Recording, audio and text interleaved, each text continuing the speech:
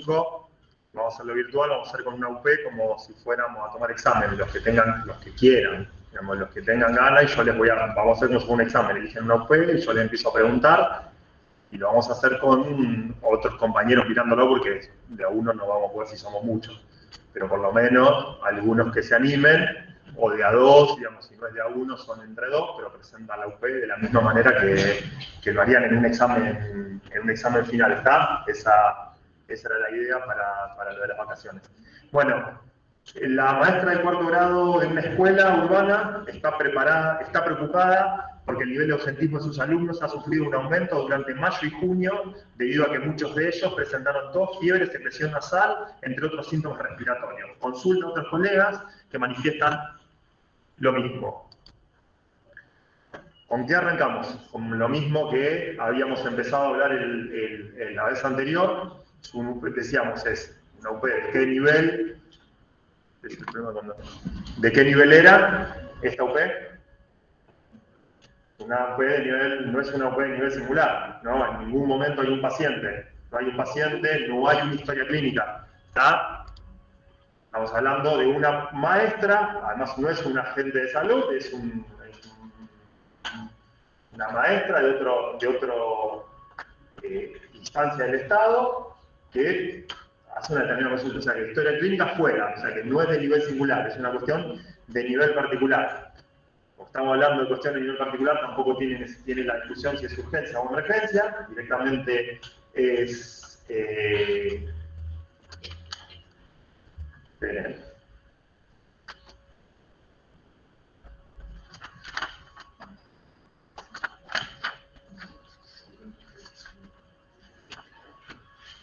¿Qué es lo que tenemos que saber para presentar la UP esta?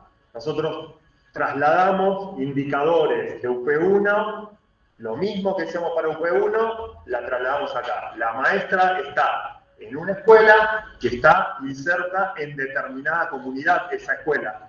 Si esa escuela está inserta en esa misma comunidad tiene determinadas formas en las cuales vive la población de esa comunidad.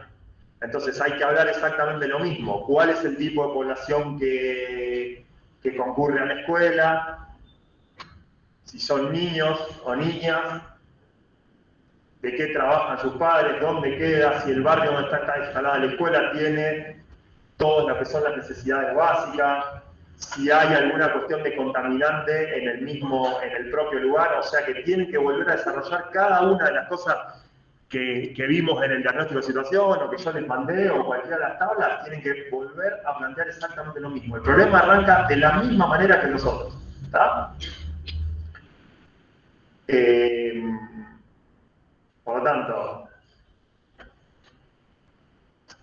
microáreas es el lugar, digamos, vos podés estar en un barrio, una escuela, una microárea significa dentro de una área general como Rosario, una microárea sería particular si la escuela puede estar en el centro, puede estar en determinada villa. O sea que todo lo mismo, agua, saneamiento ambiental, calle de tierra, basurales, cielo abierto, quema, índice de desocupación, índice de indigencia en el mismo lugar. Si hay algún indicador particular, todo lo que se les ocurra es exactamente lo mismo del primero para toda la población que viene acá.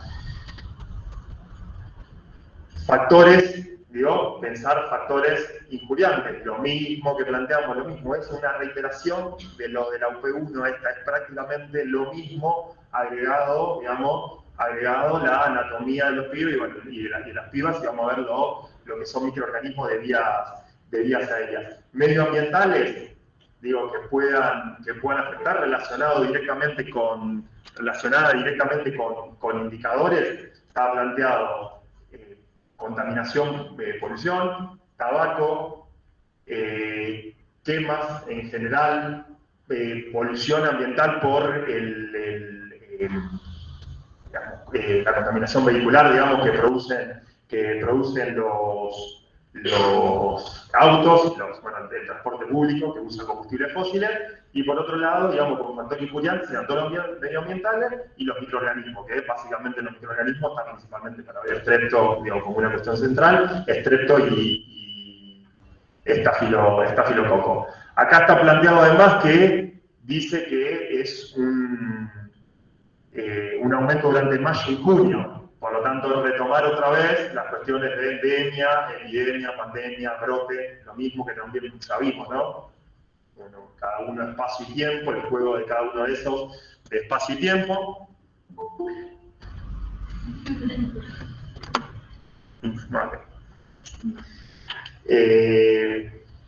Arrancar esta UP, la que les plantean siempre es cuál es la condición para que un niño o una niña o esto se reproduzca en un curso, digamos, ¿no? Cuáles son las condiciones para que todos los pibes y pibas de cuarto, quinto, sexto grado, niños y niñas, tengan condiciones particulares, porque no, digamos, si bien aumenta el ausentismo, por ejemplo, a nivel laboral, en el trabajo, obviamente en los meses de mayo, junio, o cuando se dan principalmente las epidemias, aumenta el ausentismo, los niños y niñas tienen determinadas condiciones físicas distintas que el adulto para que hacen que se enfermen más. ¿Cuáles eran las condiciones? ¿Se acuerdan, digamos, que habíamos repasado? Hay una que para mí es principal, que no es la que estamos desarrollando, es la diferente composición de los bronquios, digamos, del tejido bronquial entre un niño y un adulto, ¿no? El niño tiene mucho más tejido elástico, de músculo liso que cartilaginoso, digamos. Eso hace que todos los niños tengan mucho más incidencia de broncoconstricción, del fenómeno por el cual se broncostruye un vaso, digamos, se llama ¿cómo se diría? Broncoconstricción, pero ¿cómo?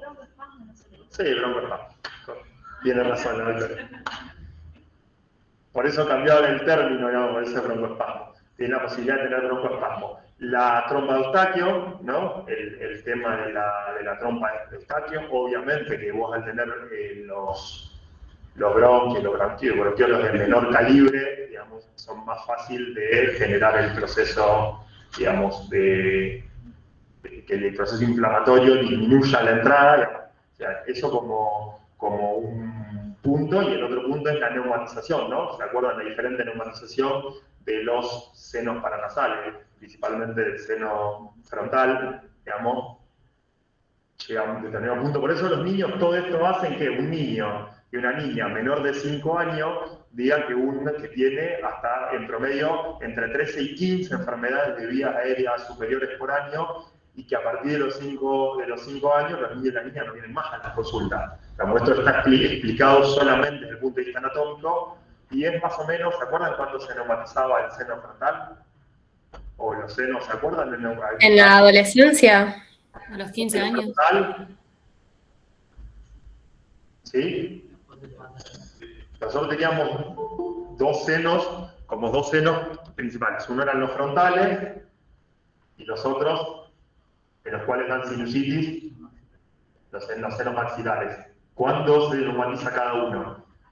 Uno es en la adolescencia y el otro, a los 6 años. Más o menos comienza la neumatización en ese momento. Es otra de las cuestiones por las cuales hacen que haya menos enfermedades, digamos, junto con todas las otras, a partir de los 5 o 6 años. Entonces planteamos cuestiones medioambientales, las cuestiones generales de esa población, la vivienda, todo lo que pueda hacer, digamos. Inclusive a los tutores hay varias preguntas hechas como guía para las tutorías que nos ha dado para pensar cuáles son las cuestiones de prevención. Nosotros dijimos factores injuriantes y también ahí pensamos los factores protectores. ¿Qué cuestiones usarías o te gustaría, digamos, o que pensarías vos que podrían hacer que disminuyan esa incidencia? Y son todo lo que vivimos todo lo que vemos digamos, que usamos acá en la pandemia: el lavado de manos, el uso del barbijo, la ventilación de los ambientes, evitar, digamos, ¿no?, lugares cerrados con mucha cantidad de gente. Bueno, eso mismo se replica para la vivienda de la persona, ¿tá? Si nosotros tenemos una vivienda con necesidad básica insatisfecha, en donde por habitación nosotros medíamos que hay mucha más gente de la que, digamos, se considera que puede ser, digamos, para no estar con necesidades básicas insatisfechas, obviamente que eso va a ser un foco nuevo, una posibilidad de aumento de contagio. De hecho, hoy en un centro de salud, cuando una persona tiene tuberculosis, digamos, lo primero que hacemos, vamos a la casa y nos fijamos cómo está, y muchas veces interviene, o sea, la dirección de arquitectura para hacerle una ventana en esa casa, porque está directamente relacionado con la posibilidad de que se contagien el resto de la familia, tener o no tener ventilación. Así que, por eso la importancia de pensar cómo viven las personas, dónde vive, digamos, cuáles son las cuestiones preventivas que uno podría tomar. Lo mismo cuando el otro día nos quedamos hablando con unas compañeras que me preguntaban, bueno, ¿qué es la prevención? Nosotros hablábamos, la prevención, los factores defensivos en singular, y decíamos que eran las barreras del cuerpo, el sistema inmune, y cuáles son los colectivos. Y cuáles son los colectivos tenían que ver, ¿no?, con el saneamiento ambiental, tenían que ver con el sistema de salud, tenían que ver con el sistema educativo, con la asistencia social y con organizaciones, decíamos gremios, movimientos sociales, comedores, todo lo que pueda trabajar sobre eso. Y acá, bueno, hacerle una ventana a una persona o no lograr que estén todos hacinados también sería una cuestión de un factor defensivo contra el factor injuriante, que se podría explicar como el microorganismo, más las condiciones en las cuales esa persona vive y se reproduce. Pero bueno, cuando terminamos esa etapa no hay mucho. Mira, si vos terminarías esa etapa en esto, te quedás sin nada para hablar, por lo tanto, sí o sí tenés que ir a charlar algo en la UP de nivel singular. Porque en realidad, digamos, si bien no vas a plantear todos los chicos con toda la misma cantidad de síntomas, pero bueno, buscarás la expresión o cómo se expresa esa enfermedad respiratoria en uno de los, digamos, de los niños o las niñas que hoy no fueron a la escuela. Vuelvo a repetir, es una UP particular y no arrancamos pensando o hablando de sibilancia, roncus, fiebre, febrícula, tos. Arrancamos pensando el problema general. Y después lo llevamos a la singularidad. La singularidad, como no conocemos, la misma aplicación de lo que es particular, lo podríamos aplicar a un pibe o una piba que viene a una consulta, ¿no? Y lo usaremos a la maestra para preguntar. Podemos evaluar en ese chiquito, esa nenita que vino, cómo vive, dónde vive, cómo está viviendo, dónde vive, qué hacen sus padres, si está cerca de qué lugar está instalada la casa, qué es lo que tiene alrededor, cómo se calienta, si usan un brasero o no usan un brasero, si usan, digamos, si queman fósiles, si tienen una buena instalación de gas. Hay un montón de cosas, si fuman o no fuman dentro de la familia. Para cualquiera de los niños o niñas que pueden venir a una consulta, se repite exactamente lo mismo que tengo para los indicadores en el nivel particular, se lo explica a nivel singular. Y a nivel singular teníamos dos o tres cosas para ver como, digamos, como motivo de consulta. No es un motivo de consulta, pero lo podemos pensar así. Decíamos tos, fiebre, secreción nasal, entre otros síntomas respiratorios. Y se consulta a otros colegas que manifiestan lo mismo. Bueno, acá la explicación de ustedes, diferencia de fiebre, febrícula, por un lado, digamos, como cuestiones específicas que están acá, y ahora vamos a ver algunos que no están, digamos, porque si bien están estos acá, en los contenidos tienen algunas otras cuestiones. Acá retoman dolor torácico, como una cuestión, en la UP se retoma dolor torácico, yo digo todas las cosas, digamos, ruidos respiratorios, dolor torácico, cianosis. Digamos, para poder explicar, es cianosis, o en relación ahora vemos diferencia entre hipoxia y hipoxemia, fiebre y febrícula y tos. Digamos, esos son todos los síntomas que están planteados en la SUPE. Eligen ustedes cualquiera para hablar. Digamos, ¿qué sería lo correcto para hablar? Ustedes tendrían que encarar esto no pensando en la cuestión, sino diciendo, bueno, este chico tiene fiebre. Bueno, ¿qué es la fiebre? Digamos, porque acá lo que tiene que, digamos, la idea siempre, como siempre decíamos, en injuria, no es llegar a un gran diagnóstico, hablar de un gran síndrome, sino la descripción de los signos y síntomas. Entonces, de los medios, o sea que acá lo que directamente salen a hablar es, digamos, fiebre, febrícula, tos, pero bueno, acá agrega otro. Si yo tendría que elegir uno de todos los que están, en el problema del año pasado, hasta la UP del año pasado, los chicos presentaban cianosis. Estaban puestos la cianosis como un motivo de consulta digamos, dentro de los que describía como el motivo de consulta del niño o la niña, era la cianosis. Acá lo sacaron, porque cianosis está planteado un poco más para hablar en defensa, pero después dentro de los contenidos está, digamos, o sea que podríamos hablar, digamos, también de cianosis.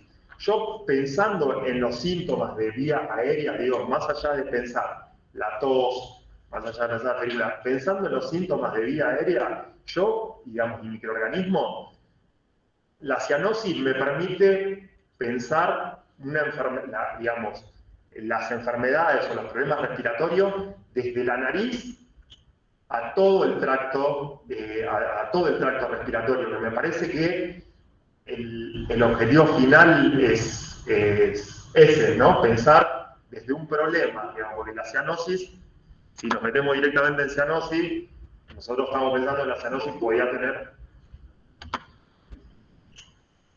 la cianosis podía, es decir, la cianosis, bueno, la coloración, nada, toda la definición que ustedes saben, nosotros decíamos, bueno, podía tener dos, digamos, dos problemas. Un problema es que haya algo en todo el trayecto o haya algo que evita que llegue a los alvéolos, ¿no? Que a los alvéolos llegue oxígeno. Cualquier obstrucción al flujo de oxígeno a los alvéolos. Eso, nosotros decíamos, ¿dónde podía estar el problema? En cualquier lugar, a partir de determinado lugar de la vía, pero te diría que desde la faringe, digamos, desde la orofaringe para abajo, en cualquier lugar, ¿no? Podría tener, o sea, que podríamos pensar si yo pienso específicamente a alguien que viene con cianosis, yo tendría que evaluar todos los problemas obstructivos que podría tener en toda la vía respiratoria. Pensando desde que el nene, como siempre decimos, se comió una chapita o se atragantó con algo, como el chupetín que se atragantó, ¿no? Que ahora salieron todos los pediatras, el nene que murió con el atragantó con el chupetín la semana pasada, ¿no? Cuando hablamos de cuestiones de prevención, ¿no? Siempre decimos, bueno, ¿qué prevención le diríamos a un niño o a una niña de acuerdo a la edad? Le decían no jugar, respetar eso, lo que dicen de las piezas con el juego, ¿no? Las piezas para qué edad son cada uno de los juegos, o esa posibilidad. Bueno, se terminó muriendo un nenito la semana pasada tratando con un chupetín en una escuela.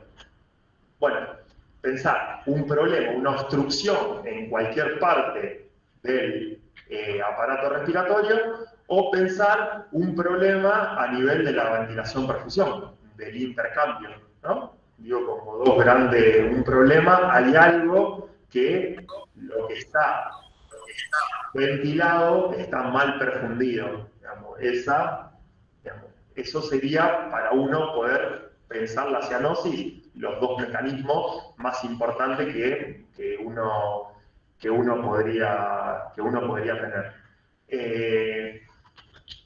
No está para pensar en esta. Todos los grandes síndromes, faringitis, sinusitis, rinitis, traqueitis, laringitis, bronquitis, bronquiolitis, neumonía y neumonitis, específicamente, si bien están para describir como grandes síndromes, obviamente que son mucho más de defensa, pero bueno, también, no sé si alguno rindió, por ahí se les pregunta directamente, bueno, si el niño o la niña tiene tal cosa, ¿qué es lo que usted piensa que podría llegar a tener?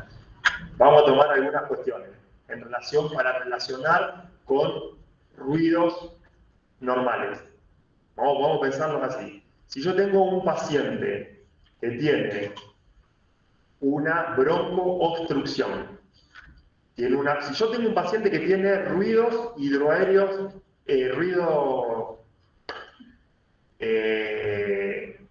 buena entrada bilateral de aire, estamos sin ningún ruido agregado. Si yo tengo un paciente que tiene una broncoconstricción, ¿qué voy a tener yo en ese paciente como ruido? Sibilancia. ¿Está? Si yo tengo un paciente que tiene una inflamación de la pequeña vía aérea, además de sibilancia, ¿qué voy a tener?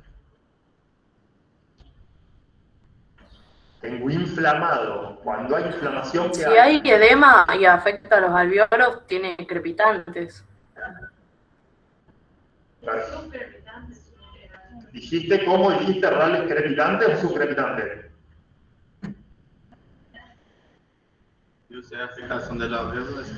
Si hay, estamos hablando bronquiolos, estamos hablando de la pequeña vía. Nosotros tenemos un paciente que tiene, por determinada reactividad bronquial y todo, tiene una broncoconstricción. Ya que el bronquio se cierra, dijimos que el niño tenía más músculo liso que cartílago, perdón, que tejido conectivo en general, tengo una broncoconstricción, tengo sibilancia. Si yo tengo inflamado, porque eso me lo desató un virus y tengo ese, como bien dijo la doctora del otro lado, tengo un edema. O sea, que voy a tener determinado grado de secreción, ¿no? ¿Qué voy a tener? Rales subcrepitantes. ¿Está? Si yo tengo líquido adentro del alvéolo, ¿qué voy a tener? Doctora del otro lado. Voy a tener rales crepitantes.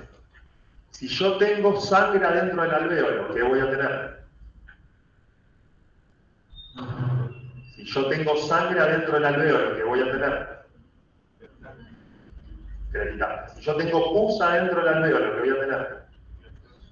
Si tengo agua dentro del alvéolo, ¿qué voy a tener? Crepitante. O sea que todo lo que yo tenga dentro del alvéolo van a ser rales crepitantes. Lo que yo tenga en el bronquiolo, en los bronquios de pequeño calibre, la secreción que tengan, van a ser rales subcrepitantes. Y lo otro que voy a tener, si tengo broncoconstricción, voy a tener sibilancias. ¿Cómo voy a escuchar yo? Digamos, no vamos a hablar pero vamos a ver videos de si yo tengo un empiema, y yo tengo un empiema, ¿saben lo que es un empiema, no? ¿Sí? ¿Saben lo que es un empiema? ¿No vieron todavía empiema? Un empiema es la colección de pus entre la pleura parietal y visceral. ¿Está? Eso es un empiema. Si yo tengo un empiema y pongo un estetoscopio en ese lugar, ¿qué voy a escuchar? Brote pleural. Ahí la doctora planteó brote pleural, pero si no, ¿qué voy a escuchar? ¿Cómo? No. Rompus, ¿los rompus de dónde son? En los bronquios. Si yo tengo pus entre la pleura parietal y la pleura visceral, ¿qué voy a escuchar? Por un problema físico. Brote pleural. Ahí dijo flote pleural. Podría ser, si tengo determinadas cuestiones, podría ser, pero principalmente cuando yo pongo el estetoscopio, ¿qué voy a escuchar? Crepitantes. No. Crepitantes, dijimos que es adentro del alvéolo. Estamos anatómicamente, hay una barrera de algo entre una pleura y la otra. Por lo tanto, lo que voy a tener como primera cuestión, voy a escuchar menos, porque tengo agua, pus, sangre, lo que sea, entre las dos pleuras. O sea que no estamos hablando de lo que pasa dentro del pulmón. Si yo tengo un edema a nivel del pulmón, o pus dentro del pulmón de los alvéolos, decíamos que teníamos rales crepitantes, lo que sea, adentro del alvéolo. Ahora, si yo lo tengo por fuera, entre las dos pleuras, yo lo que estoy haciendo, estoy poniendo mi estetoscopio en el medio de una barrera, en este caso es pus. ¿Está? Por lo tanto, lo que yo voy a hacer, si yo tengo un edema de pulmón,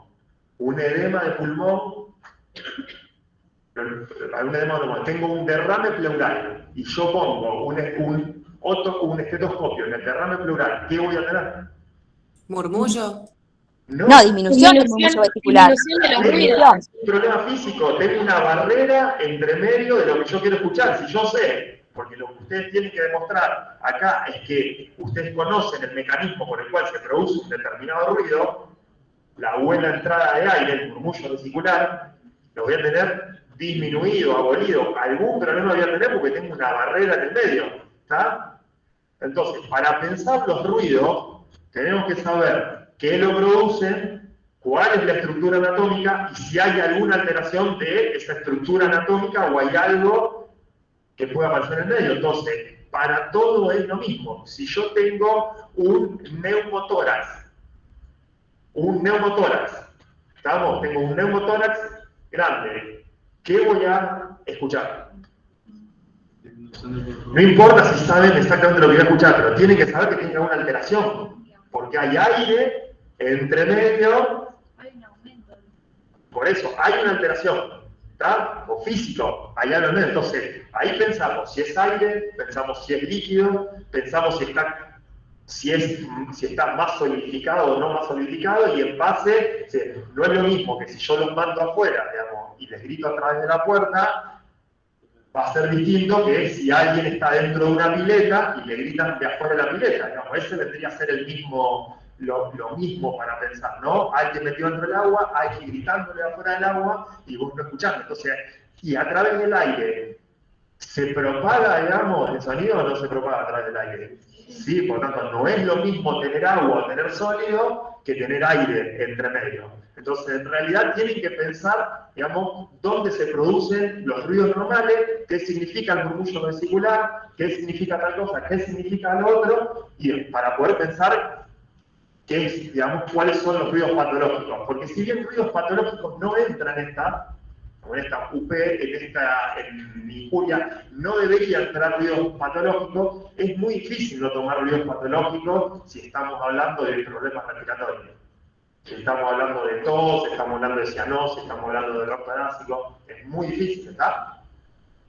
Entonces repetimos, adentro de los pulmones rale crepitante, en los alveolos secreción rale subcrepitante. En los bronquiolos. En los bronquiolos rales subcrepitantes y en los alveolos rales crepitantes. ¿Estamos? Esos son básicamente los ruidos que tienen que conocer. Después frote pleural como plantearon. Después, sí, conocer, digo, ¿no? Expansión de vértices, expansión de base, percusión, todo eso pueden saberlo, pero lo principal es a la auscultación, ¿no? Lo principal para saber esto acá es auscultación, porque es lo que más frecuentemente se pregunta y lo que más frecuentemente hacemos. Nosotros estamos percutiendo a todos los pacientes porque tenés determinados métodos complementarios que son mucho más sensibles que hacerle la percusión a todos los pacientes. ¿Para qué podría percutir yo? ¿Para qué podría percutir yo? ¿Qué buscaría con la percusión? Acuérdense, cuestiones físicas. Una condensación. Una condensación, dice la doctora. Una condensación. ¿Dónde tendría que estar la condensación para yo poder palpar una matidez? ¿En qué parte del pulmón? Sí, percusión. La doctora dice, bueno, si yo tengo una consolidación, ¿qué voy a escuchar? Matidez. No, escuchar. Escuchar, ocultar. Yo tengo una ¿Disminución del murmullo vesical? ¿Qué? ¿Qué rales? Crepitante. ¿Qué es una consolidación, gente? ¿Qué es una consolidación? No hay permeabilidad, no hay ruidos, hay silencio. ¿En dónde? ¿A qué se le dice consolidación? A neumonía. ¿La neumonía qué es? Díganme una definición así rápida de neumonía. No si hepatización gris, hepatización... No. Una definición, si podría decir, bueno, es cosa en tal cosa. Inflamación del parénquima pulmonar. Sí, ¿y qué tiene ahí adentro? Compromete los alveolos. Líquidos. Líquido, sí, pero ¿qué va a tener ese líquido? Si es una inflamación. Una inflamación por bacteria, ¿qué voy a tener? Pus, voy a tener neutrófilo, voy a tener piocito, voy a tener detritus celular, voy a tener todo. O sea que consolidación es pus en un alveolo. Pero no estamos hablando de alveolo. Si es alveolo, es RAL crepitante. Si es alvéolo, es RAL crepitante. ¿Está? Ahora, yo tengo una matidez. ¿No? Una matidez. ¿Dónde tengo que tener un problema si yo tengo una matidez? ¿Qué es lo más frecuente? Si yo veo a cualquier persona y le pongo y tengo una matidez, ¿qué voy a pensar que tiene esa persona? Un derrame pleural. Perfecto, doctor. Perfecto, porque es el lugar más externo donde yo voy a entrar. Imagínate, para hacer una matidez, justo tiene que ser una neumonía en determinado lugar que esté muy en la periferia del pulmón. Nada, tener yo una matidez, lo que me va a servir, por ejemplo, es para evaluar hasta dónde llega un derrame. De hecho, cuando se punza, y uno mucho en la guardia punzamos un derrame para sacar líquido, ¿qué hacemos? ¿Dónde miramos? Vamos siguiendo por cada una de las costillas, vamos percutiendo hasta ver el momento en donde hay matidez. Por encima de eso, no hay más líquido. ¿Está? Con el paciente sentado, obviamente. Por lo tanto, eso, digamos, te puede servir para algunas cuestiones, pero nosotros generalmente, digamos, lo central es la auscultación.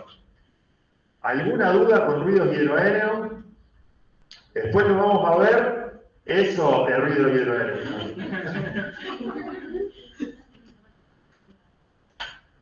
Ruido respiratorio. Después vamos a ver eso, cómo se correlaciona, o ya que lo hacemos ahora, hagámoslo ahora. Cómo se correlaciona con diagnóstico por imágenes. Si yo tengo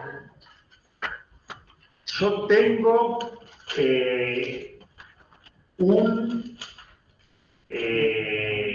pus en un pulmón, ¿qué voy a ver en una radiografía en ese paciente? En vez de la habitual densidad de aire negra, se va a ver mucho más denso, se va a ver la densidad gris-blanco o gris-negro. O sea, va a ser una radiopacidad. Generalmente, si nosotros tenemos una neumonía de la comunidad, lo que voy a tener es una neumonía lobar. ¿Ah? O sea, que voy a tener una radiopacidad. Si yo tengo un empiema,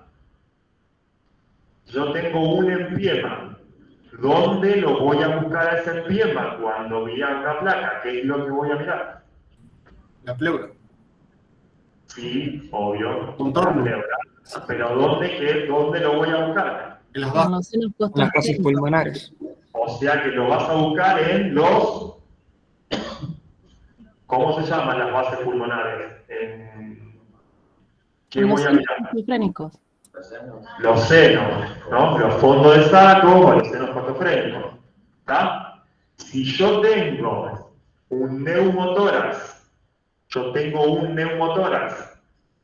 ¿qué es lo que puedo mirar como signo para ver un neumotórax? Va a estar radiolúcido, va a desaparecer la trama pulmonar. Va a desaparecer una trama vascular que llega normalmente entre 0,5 y 1 centímetro del borde del mediastino. O sea que voy a tener más ancho la parte radiolúcida, mayor a 1 centímetro. ¿Está? La trama vascular, que normalmente llega entre 0,5 y 1 centímetro de la pleura, va a tener mucho más grande. Y si yo lo tengo que buscar, ¿en qué lugar? Lo podría buscar en todos lados. Y si es más chiquito, ¿dónde lo tendría que buscar? Los vértices.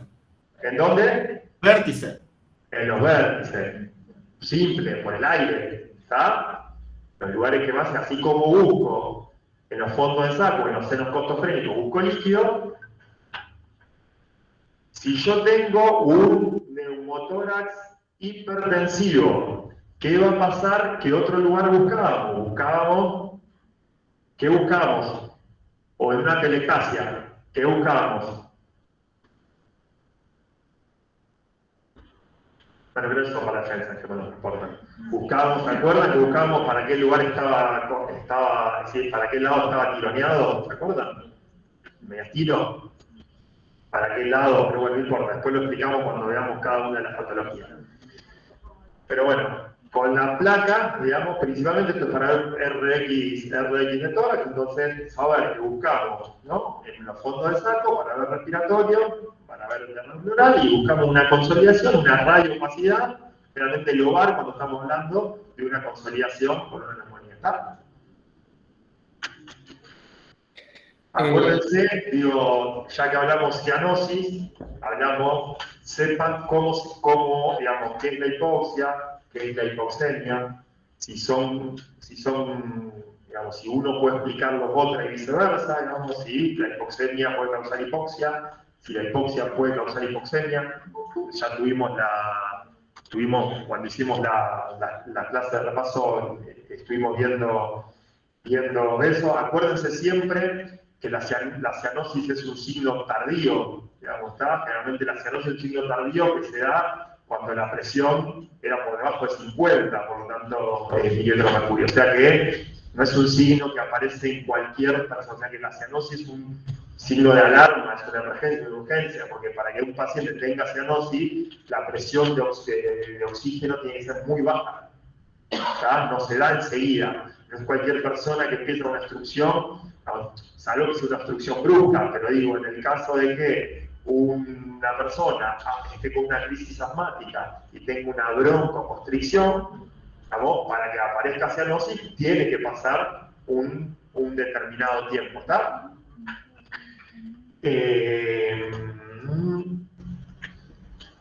Acuérdense, bueno, lo mismo, como la frecuencia respiratoria, acuérdense que son rangos, lo mismo, no digan que la frecuencia respiratoria es un número, cuál es la frecuencia respiratoria normal, no digan 16, ¿está? Digan cuáles son los rangos, por lo menos los que ustedes leyeron. De dolor torácico como otro de los síntomas, lo mismo que ya vimos, dolor torácico la semana pasada cuando lo vimos. Acuérdense de explicar todos los dolores torácicos desde afuera hacia adentro. O sea, hablemos de estructura, hablemos de la estructura anatómica, lo mismo. Pensemos de afuera para adentro, pensemos costilla, pensemos músculo, pensemos cartílago, pensemos esternón, pensemos todas las cosas que pueden doler de afuera, digamos, de afuera hacia adentro, ¿está?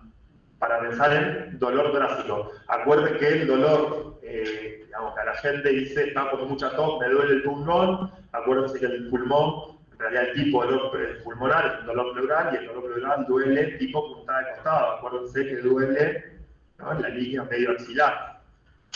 ¿Está? No duele ni adelante ni duele atrás. El dolor pleural es dolor medio axilar. En relación a la tos, hay muchísimas cuestiones en relación a la tos. Lo que tenemos que hacer en relación a la tos es lo mismo que hacemos en relación a los ruidos. Pensar qué tipo de tos se produce, digamos, qué tipo de tos se produce cuando se altera determinada estructura. La más fácil. Cuando yo tengo una tos perruna, ¿dónde tengo el problema? Si yo tengo una tos perruna, ¿dónde tengo el problema? ¿Laringe? En la laringe. Perfecto, en las laringes.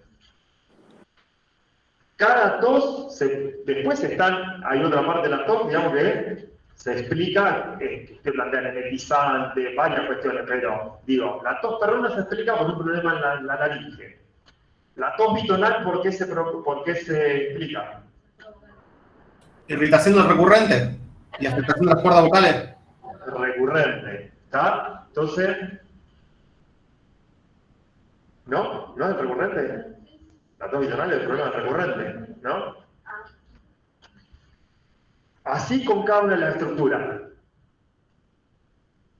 O sea, si lo relacionan, ¿es tos y estructura o tos y microorganismo? ¿No? Para pensar en coqueluche, coqueluchoide. O sea, cada una, digamos, la idea de la tos no es que ustedes se sepan de memoria, es pensar, viene un paciente, porque en realidad el ejercicio que hacemos siempre es con la laringitis. Un paciente con laringitis, un nene dice, bueno, yo quiero un antiinflamatorio porque lo que me está provocando la tos perruna es una inflamación de las cuerdas vocales.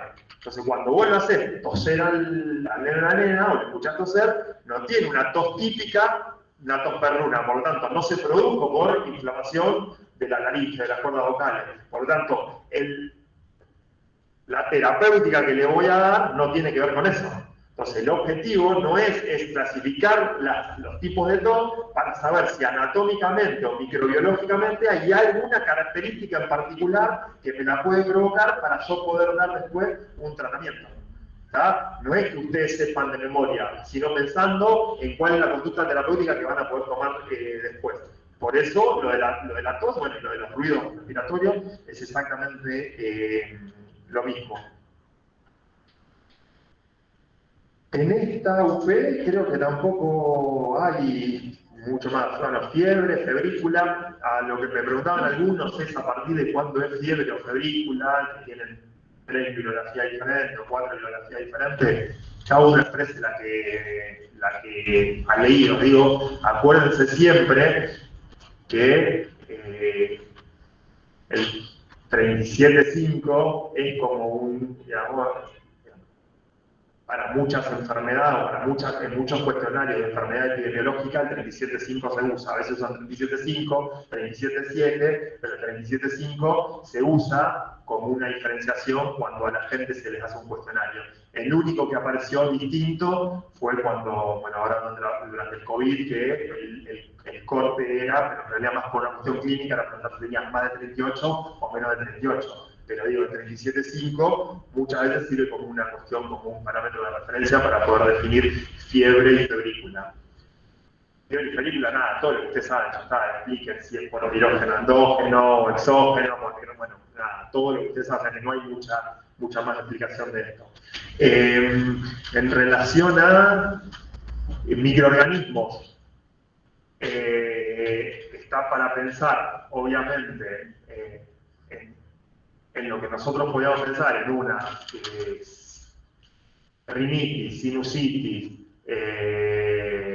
otitis, faringitis, laringitis, traqueitis, bronquitis, bronquiolitis, neumonía y neumonitis, digo, como central microorganismo el estreptococo. En su momento se preguntaba más, ahora se pregunta menos, porque en realidad antes era como una cosa mucho más específica, ¿qué predomina en relación a la epidemiología en cada etapa de la vida? Es decir, si vos viene un nene o una nena de 4 años, un nene de edad escolar, ¿qué es lo más frecuente que vos podés pensar que microbiológicamente tenga?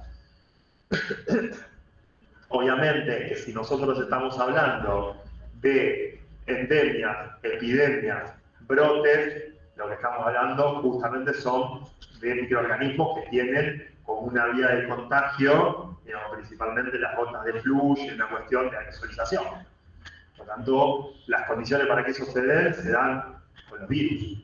Por lo tanto, lejos, si les preguntan, porque les preguntan, ¿qué le parece a usted que va a tener más frecuentemente? Va a tener seguramente todos estos niños o niñas que están faltando van a tener virus, no van a tener bacterias. Porque la forma de contagio de las bacterias son distintas. ¿Tá? No es de la misma, no se produce de la misma manera. E inclusive, muchas veces tiene que ver con propia flora, digamos, que hay una alteración a nivel de las bacterias.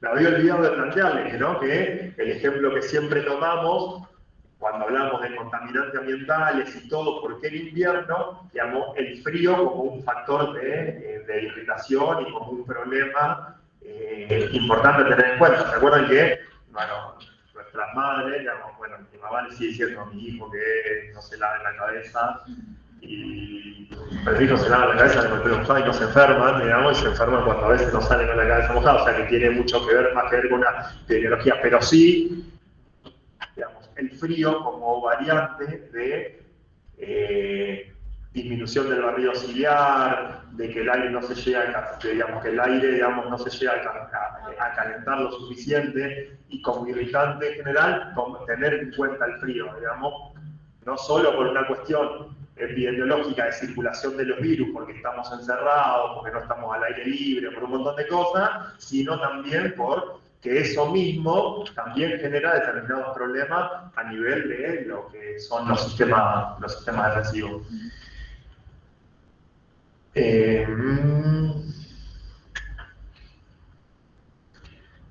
¿Qué más? Me olvidaba, no, creo que esto nada más. Lo de los microorganismos, perdón.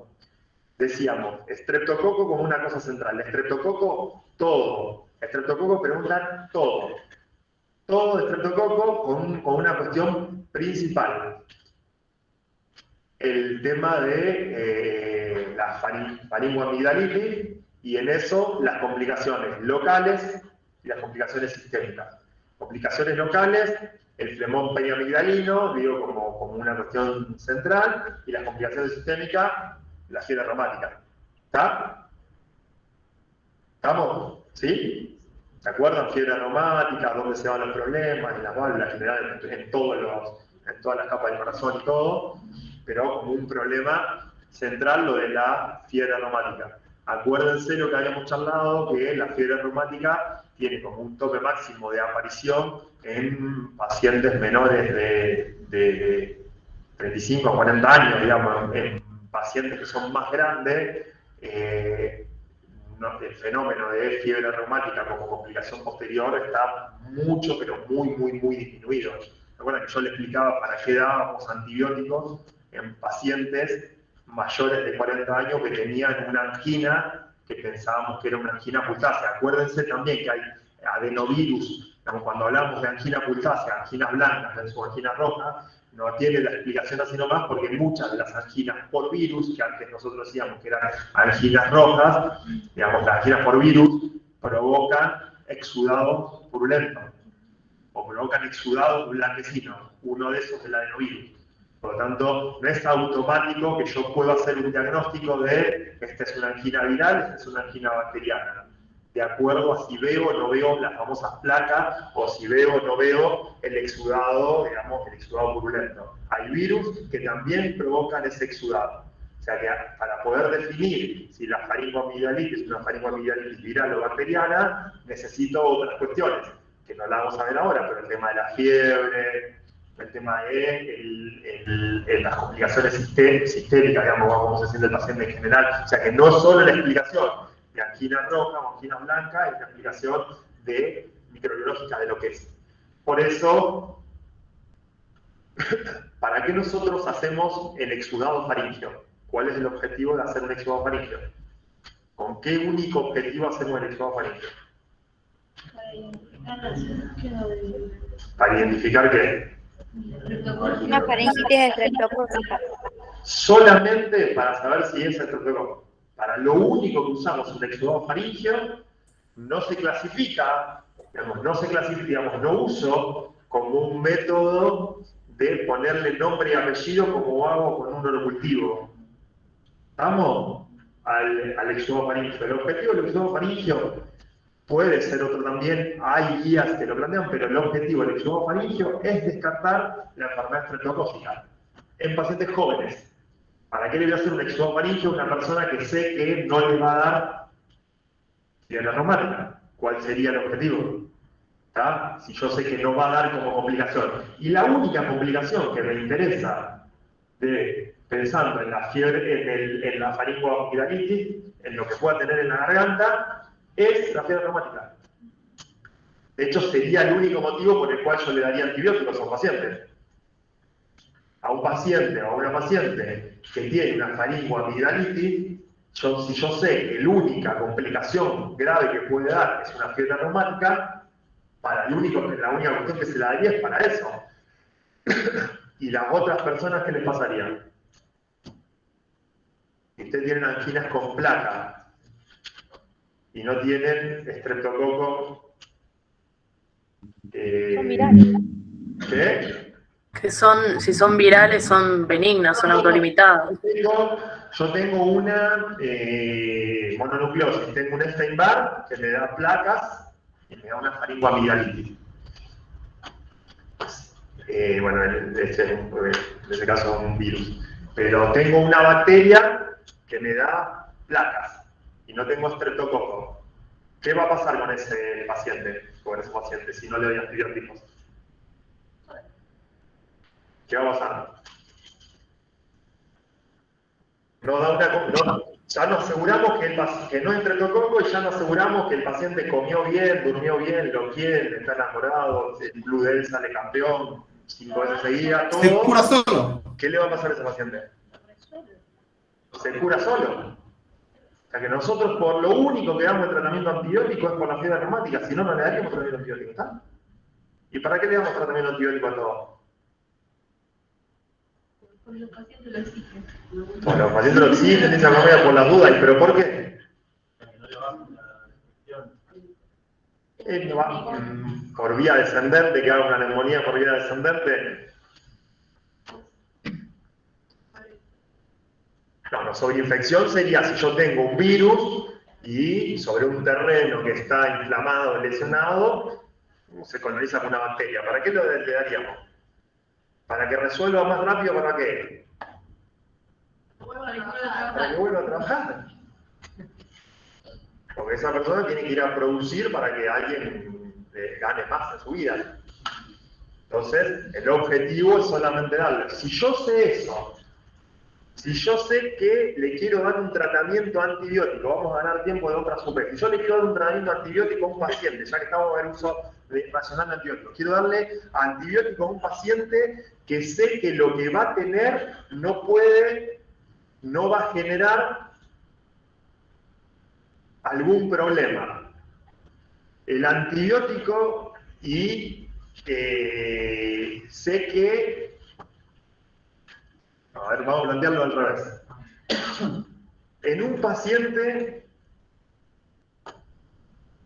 que yo tengo que darle, que sé que la cosa que me puede dar no va a ser muy complicada, sus complicaciones no van a ser tan graves, ¿está? Y sé que además tiene una prevalencia importante de este microorganismo, por ejemplo, el estreptococo. De manera que yo pienso que él no va a tener, digamos, que él ya no puede tener fiebre reumática, tiene 60 años, no va a tener fiebre reumática, pienso que hay un 80% que me va a dar, el microorganismo que me va a producir eso, es el estreptococo. Yo le doy un antibiótico de amplio espectro y muy fuerte, o le doy un antibiótico de menos espectro y no tan fuerte. A ver, ¿se entiende la pregunta? No. Si yo tengo un paciente que va a tener una posible meningitis, y pienso que el 95% se va a producir por el meningococo, y un 5% por el neumococo o por, bueno, no sé, por cualquiera, una Neisseria. Yo le doy un antibiótico de amplio espectro que cubra todo, o le doy un antibiótico que esté focalizado en el 95% de la probabilidad que tenga. En el 25%. ¿Eh? A ver, está bien, me respondí eso. Yo tengo un paciente que tiene un 95% de probabilidad de tener un meningococo. Tiene una meningitis, ya está. Tiene rigidez, nuca, vómitos, fiebre, cefalea, todo lo que otro va a tener una meningitis. Sabemos que en un 95% se produce por meningococo.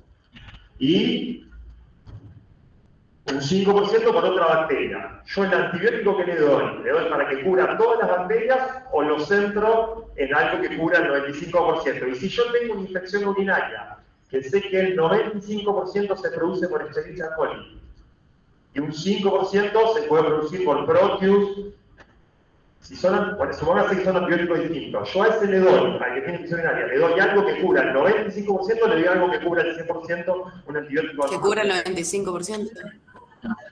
¿Y al de la meningitis? También 95%. No, porque la meningitis, cuando nosotros hablamos de uso racional de antibióticos, que hablamos de fármacos bacteriostáticos o bactericidas, nosotros pensamos en qué es lo que pueda tener una persona. Y pensamos cuáles son las complicaciones y la gravedad que pueda tener una persona en relación al tratamiento que vos le vas a instaurar. Y pensás en un uso de 1, 2 o 3 antibióticos de acuerdo a lo que le pueda producir ese paciente. Si yo tengo una meningitis y yo le erré y no es parte del 95%, ese paciente, la complicación que puede tener es muy importante. En cambio, si yo tengo un paciente que tiene una infección urinaria y sé que el 95% es por Escherichia coli, y que sé que si le erro ese 5%, esa paciente prácticamente va a remitir porque no tiene ninguna complicación, tengo mucho más seguridad para usar un antibiótico porque las complicaciones que puede producir son menos. Bueno, el estreptococo es exactamente eso. Estreptococo, o sea, lo tratamos a un paciente con antibióticos por el estreptococo. Si tiene otra bacteria que no me va a generar endocarditis, fiebre reumática en general, no importa. ¿Ah? ¿Se entiende? ¿Del otro lado se entendió? Sí, perfecto. Si es otra Sí, bacteria, sí. solamente le damos el antibiótico para que vuelva a trabajar más rápido, nada más. Sí, era para que vuelva a trabajar más rápido.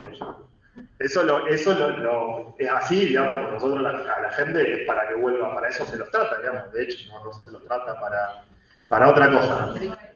Entonces, principalmente dijimos estreptococo, el estáfilo como enfermedad respiratoria, digamos. Primero, obviamente, los virus. De los virus, el adenovirus,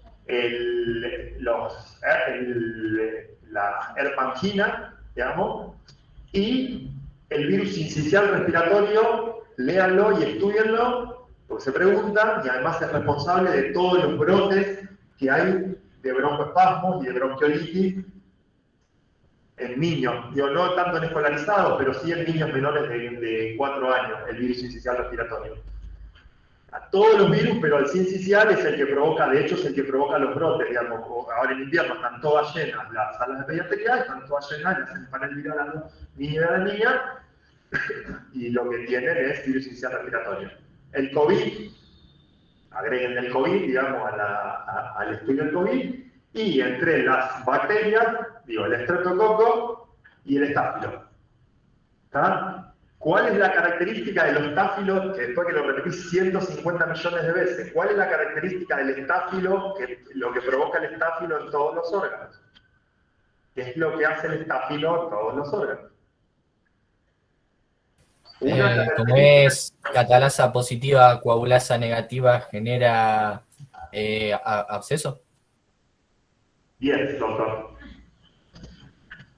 Provoca abscesos en todos los órganos. Y en los pulmones, concretamente, provoca neumonía, muchas veces bilaterales y microabscesos.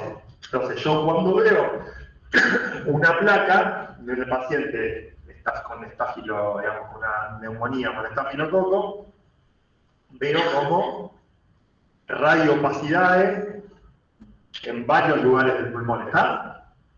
Aquí son la producción de abscesos, principalmente el estafilococo. En todos lados, en riñón también, en piel, digamos, cuando veamos la infección de la piel, la característica, además del tipo de secreción, de una piel más amarilla o menos amarilla, también da la posibilidad de reconocer la diferencia entre un estrepto y un estáfilo son por la producción de abscesos.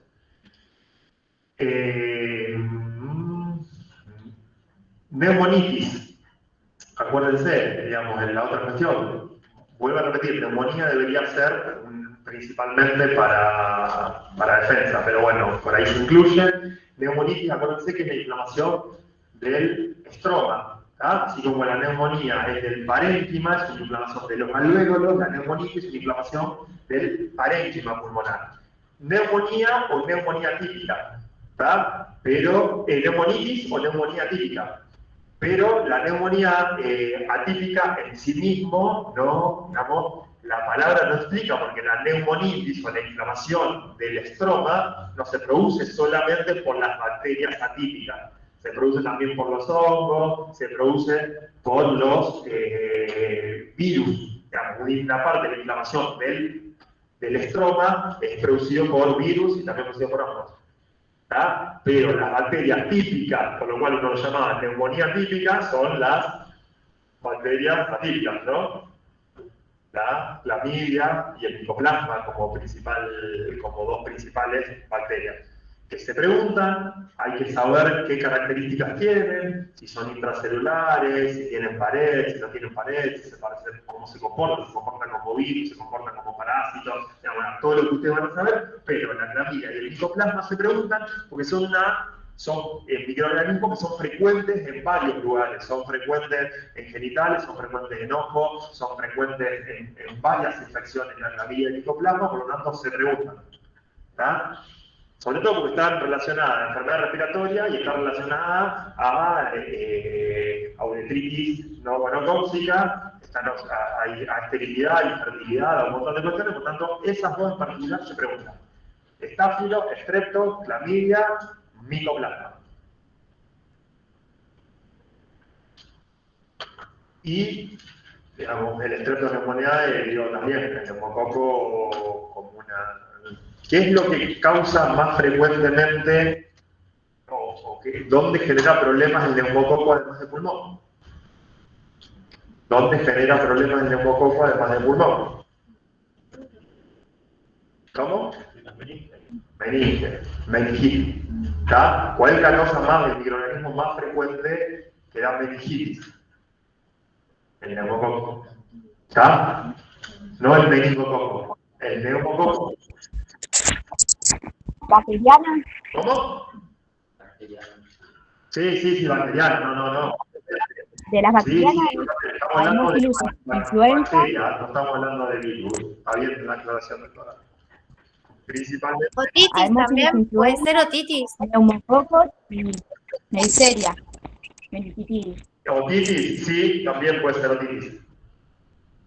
Pero digo, la característica por la cual siempre aparece en el invierno, digamos, también o en primavera aparecen cuestiones de meningitis, y la complicación de una neumonía por neumococo puede ser una meningitis, ¿está? Bueno, de radioprotección, porque en esta entrada de la parte de rayos son radioprotección. ¿Cómo es la radioprotección? ¿Qué nos interesa la radioprotección? Nos interesa proteger ¿qué cosa? Las zonas más sensibles a zonas irradiadas. ¿Qué zonas son más sensibles cuando son irradiadas? ¿Qué característica celular hay cuando, para ser más sensible a la radiación?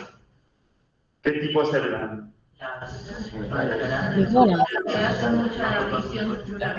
O sea que las células que tienen mayor índice mitótico. O sea que, pregunta es, ¿qué células tienen, digamos, qué tejidos tienen mayor sensibilidad a los rayos X, a las radiaciones ionizantes? Genitales, sangre, todo. Tejido hematopoyético. ¿Cómo? El tejido hematopoyético, la piel, los genitales. La sangre, o sea que lo que hay que proteger, de acuerdo a la edad, son los órganos que tienen ese tejido. Por eso, la radioprotección, obviamente, después se hace con plomo, se hace con todo eso, pero se hace principalmente en genitales, se hace en timo, en si tenemos que radiar a los niños, o sea que se hacen todos los órganos que tienen eso. Antes entraba efectos en la embarazada también, que van a entrar después de los rayos X y todo. Acuérdense que el primer trimestre, obviamente, es el que tiene mayor índice mitótico, por tanto, es el primer trimestre en el cual uno más cuidado tiene que tener en relación a la radioprotección. En esto, como entraba rayos, creo que no, en el anterior entraba, acuérdense lo de radiaciones, que no lo dijimos la semana pasada, y ya que está lo hablamos hoy, cuando hablamos de radiaciones físicas, de injuria física, una de las principales, además de las traumatológicas, las traumáticas, tenían que ver con los rayos, ¿tá? Tanto, digamos, los rayos UV, ¿tá? Como las radiaciones en sí mismo. Acuérdense que tienen que saber de radiaciones, tienen que saber la diferencia entre una radiación ionizante y una radiación no ionizante. ¿Qué significa una radiación ionizante? ¿Cómo es lo que se produce en la lesión? Digamos, ¿qué es lo que produce un rayo? ¿No? ¿Qué es lo que produce en el átomo? ¿No? La carga de energía que hace saltar un electrón. Y eso, ¿qué es lo que provoca centralmente? Acuérdense que provoca radicales libres, principalmente en relación al agua, ¿tá? Por eso también son más sensibles, digamos, o generan más lesiones en los lugares que tienen más cantidad de agua. Por eso algunos tejidos también son menos radiosensibles. Si ustedes piensan qué tejidos son menos radiosensibles, también son tejidos que tienen poca carga de agua. Porque la lesión por radicales libres se da principalmente por hidroxilación, ¿está? Por el agua. Son cosas que me voy acordando de las que vamos hablando. O sea que no saber el efecto Compton, no saber los 3 efectos que provocaban las radiaciones, sino sí saber cuáles son ionizantes, qué es ionizante, qué es no ionizante y cuáles son los usos en las ciencias de la salud. ¿Tanto mirando afuera qué pasa? ¿Hay algo no? ¿Hay alguien que va entrando? Estamos bajando los chicos. ¿Qué? Están bajando todos. Están bajando los chicos. ¿Estamos entonces de radiosensibilidad? Bueno, pasamos a la 4. ¿Alguna pregunta del otro lado? ¿Algo de ruidos hidroaéreos para ver? Entonces, tengo alquilado el ruido hidroaéreo porque el otro día un compañero me preguntó, estuvimos chateando un montón con un compañero así que me mandó, un compañero de ustedes que me mandó cómo vería qué pondría en la descripción de un abdomen normal. Entonces ¿cómo te describes? Bueno, abdomen blando, depresible, indoloro, ruido hidroaéreo positivo, normales, y ahí nomás, y después yo no sé qué estaba haciendo, bueno, pero después te digo, bueno, vos podés poner de acuerdo a la patología que tengas, si vos estás pensando que el paciente tiene una hepatitis o algo, podés poner sin visceromegalias, digamos, voy a poner no hace falta visceromegalia. Y le escribía otra, le agregaba otra cosa más y siempre ruido hidroaéreo, creo que ayer fue que me escribió y no sé cuándo se me escribió, pero yo te escribí. Vos me quedé, acá está, vos eres que me escribiste. Bueno. Una consulta, las hepatitis son muy comunes en lo que es la consulta. No, para nada. Me pregunta si la hepatitis es muy común durante la consulta. No son muy comunes.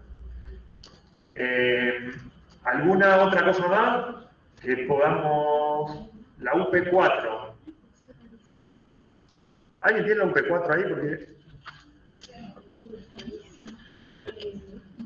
¿La tenés? Dámela, dame, sí, dale.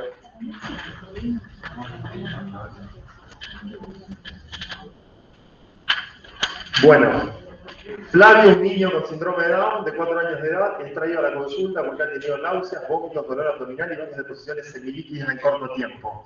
En el interrogatorio la madre expresa un cuadro parecido hace 2 semanas.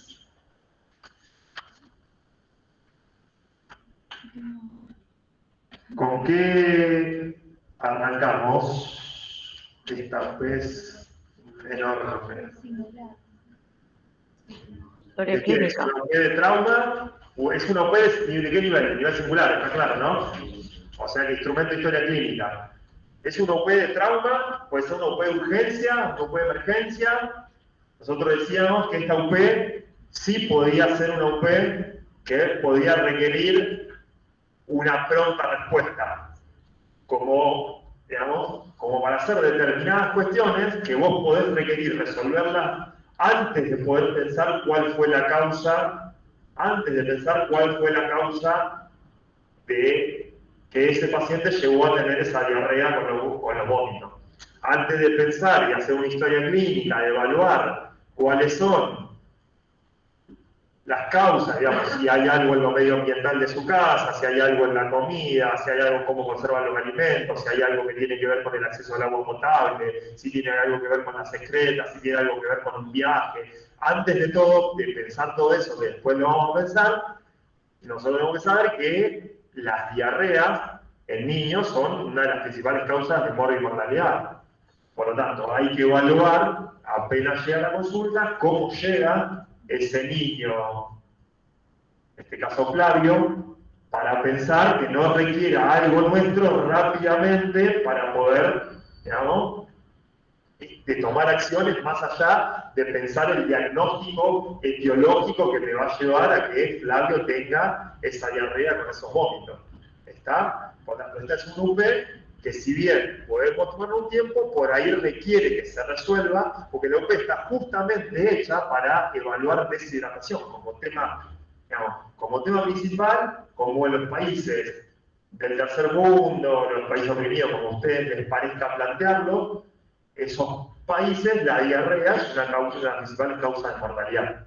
Y está puesto para que ustedes se hagan esa pregunta, digamos, si es importante o no es importante, más allá de la consulta, o si a alguien se les puede morir, o no sé si se les puede morir. Te mandan a la casa, un nene, sin evaluarlo bien en un centro de salud, el nene o la nena se va a la casa y se muere. ¿Está? O sea que está hecho justamente para que ustedes tengan pautas, para que aprendan algunas pautas de alarmas. Si yo tengo que evaluar en una persona deshidratación, ¿cuáles son 3 cosas? No que 3 signos, ¿qué cosas nos interesaría de Flavio? ¿Qué sistemas quisiéramos evaluar? Cardiovascular. Cardiovascular, muy bien, uno podría ser el cardiovascular. Mucosas, dice la otra. ¿Qué es lo que primero te llamaría la atención de Flavio? Pensando que tenga una deshidratación, con lo que eso va a producir o con lo que ustedes ya saben que va a producir. ¿El estado de conciencia? Sí. Excelente. Puede estar aletargado. Excelente. Estado de conciencia. Lo primero que van a ver es cómo viene Flavio a la consulta, ¿está? ¿Se acuerdan que nosotros decíamos que los estados de hipoxia o los estados que en realidad son, uno le dice para la baja, digo, deshidratación, hipoxia, pueden haber en algún primer momento que cursen con algún grado de excitación, pero en general son todos cuadros que tienden a la depresión. Por lo tanto, Flavio seguramente, si está deshidratado, cuando venga su estado de conciencia, va a ser una persona que después vamos a ver cómo va a estar. Digamos que si son más chiquitos va a estar hipotónico, puede estar obnubilado, puede estar comatoso, puede haber un montón de cuestiones del estado de conciencia que hay que tener, digamos, ¿no? Si llora, digamos, cómo es el llanto, si es un llanto débil, eso, estamos hablando de lactantes y así en general, ¿está? Los cuadros de deshidratación, hay que prestar primero atención al estado de conciencia. ¿Qué otra cuestión tengo que hacer? O sea, que presto atención al estado de conciencia. Alguien dijo el cardiovascular. Bueno, yo quiero ver el cardiovascular, ¿qué es lo que voy a evaluar? Presión arterial. Presión arterial. ¿Cómo? Sí, signos vitales, diría uno en general, ¿está? El pulso. Signos vitales, ¿no? Digamos, yo le voy a tomar signos vitales. Si yo pienso que puede tener una deshidratación por microorganismos, ¿qué signos vitales pensarían ustedes que estarían alterados? La frecuencia cardíaca. La frecuencia cardíaca. Puede tener fiebre. La temperatura. ¿Y cómo te das cuenta si Flavio tiene, escuchame doctor del otro lado que me planteaste, si Flavio tiene 39, ¿cómo va a estar su frecuencia cardíaca? Aumentada. Aumentada, ¿está? ¿Cómo va a estar su frecuencia respiratoria? Aumentada. Aumentada, ¿está? Todos los pacientes que cursan con un estado febril tienen aumentado la frecuencia respiratoria y la frecuencia cardíaca, ¿está? O sea que normalmente cuando vos pones un termómetro, digo, para que después sepas asociarlo con la frecuencia, ver cuál es el impacto en los otros signos vitales. Entonces decimos, ¿tiene aumentado la frecuencia cardíaca? No tiene fiebre y tiene aumentado la frecuencia cardíaca. Seguramente, ¿qué va a tener Flavio? ¿Qué otro signo vital va a tener alterado? La presión arterial. ¿Está? Siempre, para todo el mismo juego, disminuye la presión arterial, aumenta la frecuencia cardíaca para mantener el volumen del pecho cardíaco y viceversa. ¿Está? O sea que vamos a tener la temperatura, vamos a evaluar la frecuencia cardíaca y vamos a evaluar la tensión arterial. Estamos pensando todo que un paciente tiene mucho menos sangre. Acuérdense que la deshidratación, bueno, nada, estamos viendo cómo evaluar, pero ahora vemos bien la deshidratación. Entonces, dijimos todos los signos vitales. Después está lo que nosotros vamos a ver en un paciente, en un lactante o en un niño, digamos, además de que lo vimos, que otras cosas le vamos a dar a la madre. Si llora con lágrimas, si está oligúrico o cuánto urinó en el último tiempo, si toma líquido o no toma, si toma líquido o no toma líquido, vamos a evaluar todo el signo del pliegue, vamos a evaluar las fontanelas, vamos a evaluar las fosas orbitales, ¿no? Sí. Los ojos, las mucosas, como dice acá el doctor, vamos a sacar todo lo que nosotros evaluaríamos de una persona para pensar en que tiene una deshidratación. Además de lo que le preguntamos, ¿no? Porque además Flavio en este caso tiene síndrome de Down, o sea que tampoco es que todas las cosas a lo mejor las puede responder, además por la edad que tiene, digamos, pero si obviamente es un lactante, le vamos a contar cuántos pañales cambia por día. Acuérdense que lo normal, por si alguien le pregunta, son entre 5 y 7 pañales bien llenos por día, como signo. Y por último, la otra cuestión que vamos a tener que evaluar en un paciente, dijimos, bueno, evaluamos los signos vitales. Se ven que el paciente tiene signos de deshidratación, tiene signos de deshidratación a nivel mucosa, tiene signos de deshidratación a nivel cardiovascular, tiene signos de deshidratación a nivel del sensorio. ¿Eso con qué lo tengo que correlacionar para saber el compromiso clínico? ¿Con qué cuestión? Con lo que le está pasando a nivel del medio interno. ¿Está? Porque lo más importante de la deshidratación es lo que le pasa a nivel del medio interno. Porque en realidad, un paciente con deshidratación se muere por una alteración del medio interno. Principalmente de determinadas cuestiones. Alteración principalmente del sodio y del potasio. ¿Está? Nosotros sabiendo siempre que los dos tipos de deshidratación que se podían dar, uno era por pérdida a nivel de materia fecal, que es lo que iba a provocar, ¿se acuerdan que era una acidosis metabólica? O por pérdida a nivel de los vómitos, que lo que iba a provocar era una alcalosis. Acuérdense, si bien ustedes ya lo saben y lo recontra saben, ya lo explicaron muy bien en el ser humano y su medio, cuando aprendieron el final, digamos, de explicar mínimamente cuáles son los buffers, ¿está? Cuáles son los buffers que se usan en cada uno. Si yo tengo una acidosis metabólica por una diarrea, dije bien si una acidosis metabólica por una diarrea, ¿cuál es el sistema de compensación? ¿Qué pasa a nivel respiratorio? Digamos, ¿cuáles son los buffers que existen? El bicarbonato, el exceso de base y lo que pasa a nivel respiratorio. Y en alcalosis también, no importa que ustedes sepan, digamos, no importa que sepan toda la explicación general, pero sepan que hay mecanismos de compensación que son los que yo miro para poder evaluar cómo está ese paciente o la gravedad que tiene ese paciente. ¿Está? Sepan cuáles son los principales buffers del bicarbonato. Cuando les preguntamos cuál es, ¿usted recuerda cuál es si un paciente tiene mucha diarrea y yo le hago una cuestión, digamos, le saco un análisis de sangre y miro para ver, ¿se acuerda cuál es el buffer o qué es lo que yo voy a tener que mirar en un estado ácido-base? Y nadie sabe decir que lo que tengo que mirar es el bicarbonato y el exceso de base. ¿Tá? No los números, ¿tá? No los números, nada, eso es clínica, no los números ni cómo es, pero acuérdense que es ácido, que un pH ácido, que es un pH básico, y cuáles son los buffers en cada uno, y sobre todo cuál es la compensación además a nivel respiratorio, ¿no? El aumento de la taquipnea, ¿tá? Eso acuérdense porque se pregunta, ¿tá? Eso se pregunta. Entonces dijimos signos vitales, los signos físicos, el estado de conciencia y por último lo del estado ácido-base, hipercalemia, hipernatremia, y sepan cómo está compuesta una sal de rehidratación oral. ¿Qué es lo que yo le doy en una sal de rehidratación oral? No porque tengan que saber de memoria qué es lo que hay, pero en realidad eso habla que un paciente que tiene una gran deshidratación, que está acidótico, yo no puedo hacerle cualquier tipo de hidratación de cualquier forma, tengo que darle determinadas cosas, porque si yo no le doy potasio o le doy mucho potasio, no es lo mismo, ¿está? Por todo lo que nosotros hacemos. Entonces, las sales de rehidratación oral tienen que ver con eso. Sepan decir que tiene qué solutos tiene, si tiene azúcar, bueno, carbono, tiene azúcar, si tiene potasio, si tiene sodio, si tiene bicarbonato, si tiene agua, qué es lo que tiene, qué es lo que yo voy a tener que reponer en un paciente que tiene una diarrea. ¿Estamos? ¿Está claro ese punto? Acuérdense que la deshidratación se mide en grados, que uno podía medirlo en grados, pero principalmente son en relación al porcentaje del peso del cuerpo normal. 5 grados, 5%, la pérdida de menos del 5%, entre el 5 y el 10%, y más del 10% cuando es grave. ¿Estamos?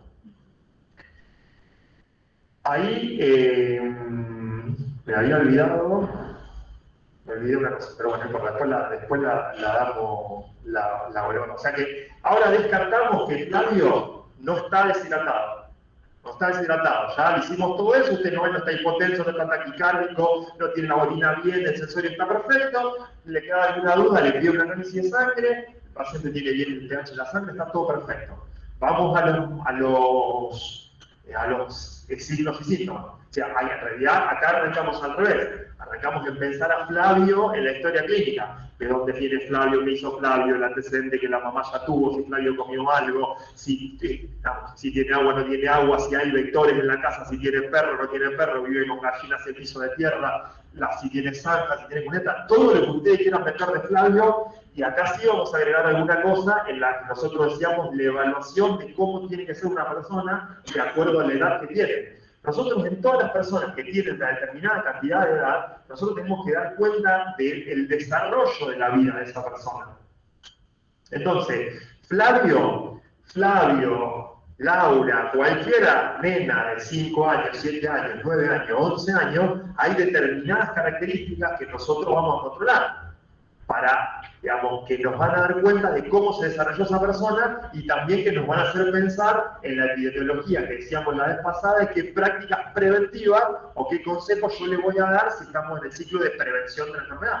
Porque siempre esto tiene que usted arrancar, bueno, yo estoy en el ciclo de prevención de la enfermedad y yo voy a hacer algo de práctica preventiva. Yo por lo menos tengo que salir, cuando termino de cursar injuria y defensa, con algo que yo le pueda explicar a una persona que va a hacer que ese enfermo se muera menos. Entonces, un nene o una nena tiene que dar explicación de que va a la escuela, de que está vacunado, de cómo está, digamos, en su crecimiento y desarrollo, digo, tanto el peso, el índice de masa corporal, la altura. Tiene que saber cómo es el juego de ese nene, si habla, cómo sería el desarrollo, la maduración, el desarrollo neurológico, si juega, no juega, si tiene amigos, si viene a la consulta normalmente, si está vacunado, que come, que no come, si está pesado, está medido, tiene índice de masa corporal, si va a la escuela, qué grado de la escuela va, si la escuela tiene problemas, no tiene ningún problema, si en la casa duerme solo, duerme con la mamá, duerme con el papá y la mamá en la misma cama. Todo lo que se les pueda ocurrir del desarrollo de un pibe lo tiene que poder explicar. Y todo lo que tiene que ocurrir sobre un desarrollo de un adulto joven, de un adulto y de un adulto mayor lo tiene que explicar. ¿Qué sería común encontrar en un niño, en un adulto joven y en un viejo? Entonces, si yo tengo un nene de 2 años, ¿qué consejos le daría a la madre un nene de 2 años? ¿Qué consejos le darían a la madre en relación a prácticas de prevención? Porque acá Flavio vino con una deshidratación, pero normalmente vienen porque no tienen nada los nenes en control. ¿Qué le dirían? Vacunación. ¿Que no haga qué cosa? Que no juegue con cosas chiquitas. Que no juegue con cosas chiquitas, dijimos. ¿Qué riesgo de qué otras cosas hay? Que tome las cosas sentado, los líquidos. Accidente doméstico. Accidente doméstico. ¿Qué accidente doméstico conocen? Quemaduras, fuego. O sea, ¿desde dónde calienta el agua a la madre? Si lo calienta en la hornalla de adelante o lo calienta en la hornalla de atrás. Si está cerca de agua para poder ahogarse o no poder ahogarse, ¿no? Acá pasó el otro día que un nenito metió la cabeza dentro de una rejilla y se ermita y se murió. ¿No? Metió la cabeza dentro de la rejilla y no la pudo sacar y metió el agua y se murió. ¿Está? Entonces, el agua, el fuego, la electricidad, la caída de altura. Si yo pienso en un nene de 10 años, en el desarrollo de un nene de 10 años, ¿en qué voy a pensar, por ejemplo? ¿Qué? escuela. En la escuela, ¿qué cosa en la escuela? Si a qué grado va, que si tiene amigos. ¿Qué grado va? Si tiene amigos. ¿Cómo se lleva con los amigos? ¿Está? Hace deporte, no hace deporte, las primeras cuestiones en relación a obesidad, qué sé yo, un montón de cosas. Pero nosotros tenemos que dar el desarrollo de cada uno de los niños y niñas, y de los adultos jóvenes y todo, para poder pensar en prácticas preventivas. ¿Estamos? Entra, entonces va a decir, Flavio, yo agarraría la carpeta de Flavio, ¿qué te preocuparía Flavio si viene la diarrea?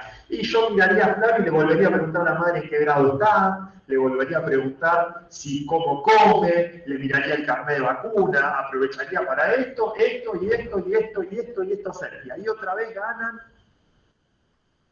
y no tienen que hablar de hipopotasemia o de hiponatremia, ¿está? Están hablando de cosas de prevención y no específicamente eso de clínica. Una pregunta, profe. Sí. ¿Es necesario saber además cómo se da el síndrome de Down?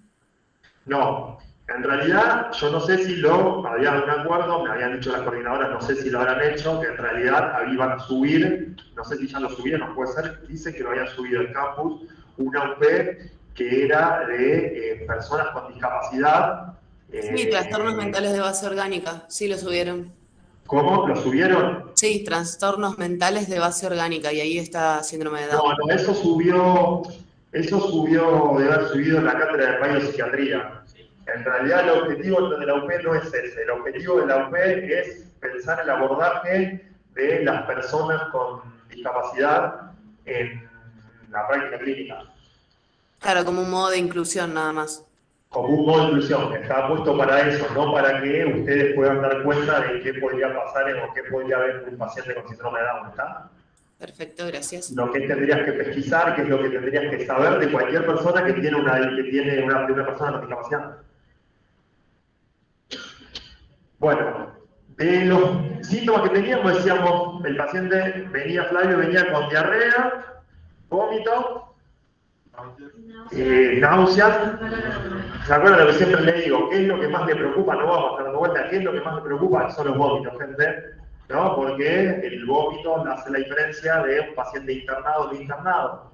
Porque tiene que ver con cómo le repongo yo a ese paciente lo que perdió de líquido. Si un paciente tiene diarrea y vómito, yo no lo puedo hidratar por vía oral, tengo que hidratarlo por vía parenteral, ¿está? O sea que el vómito es como lo que me podría definir para una conducta terapéutica, salvo que tenga una diarrea.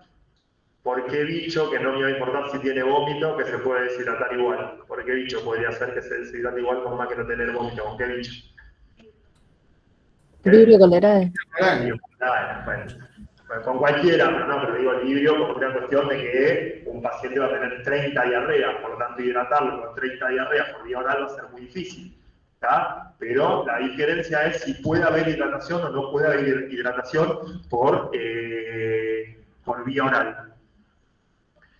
Entonces, vómitos, lo provocaba la alcalosis, todos los tipos de vómitos que a ustedes se les ocurran, cómo es el reflejo del vómito, dónde están las células, digamos, en el arco ese que se produce, dónde están dónde comienza, digamos, dónde están no el centro a nivel central, no a nivel del sistema nervioso, sino estoy hablando en la periferia, cuáles son las vías que usan para transmitir, ¿no? El tema de la distensión del abdomen, la inflamación, digamos, todo el cambio del pH, todo lo que hay a nivel estomacal, ¿digo? A nivel del sistema digestivo en general, cómo llegan hasta el centro del vómito y a partir de ahí cómo se produce el reflejo después, de ustedes cómo hacen que se contrae y hacen una cosa, nada, eso no importa, eso ya lo saben todos, ustedes saben que explican lo mismo, que explican con todas las cosas que son así medias de manual, digamos, explicación de cómo se produce, eso ya sabemos, o sea que no nos interesa que ya sabemos que lo saben, o sea que no tiene mucho que ver. Dolor abdominal, eso sí, vuelvo siempre, ya que está, lo vemos ahora. Sí, no sé si lo van a poder ver, del otro lado. Lo mismo de siempre. Para poder evaluar dolor abdominal, si bien lo vamos a ver cuando veamos abdomen agudo, para evaluar dolor abdominal, se evalúa desde el punto de vista topográfico.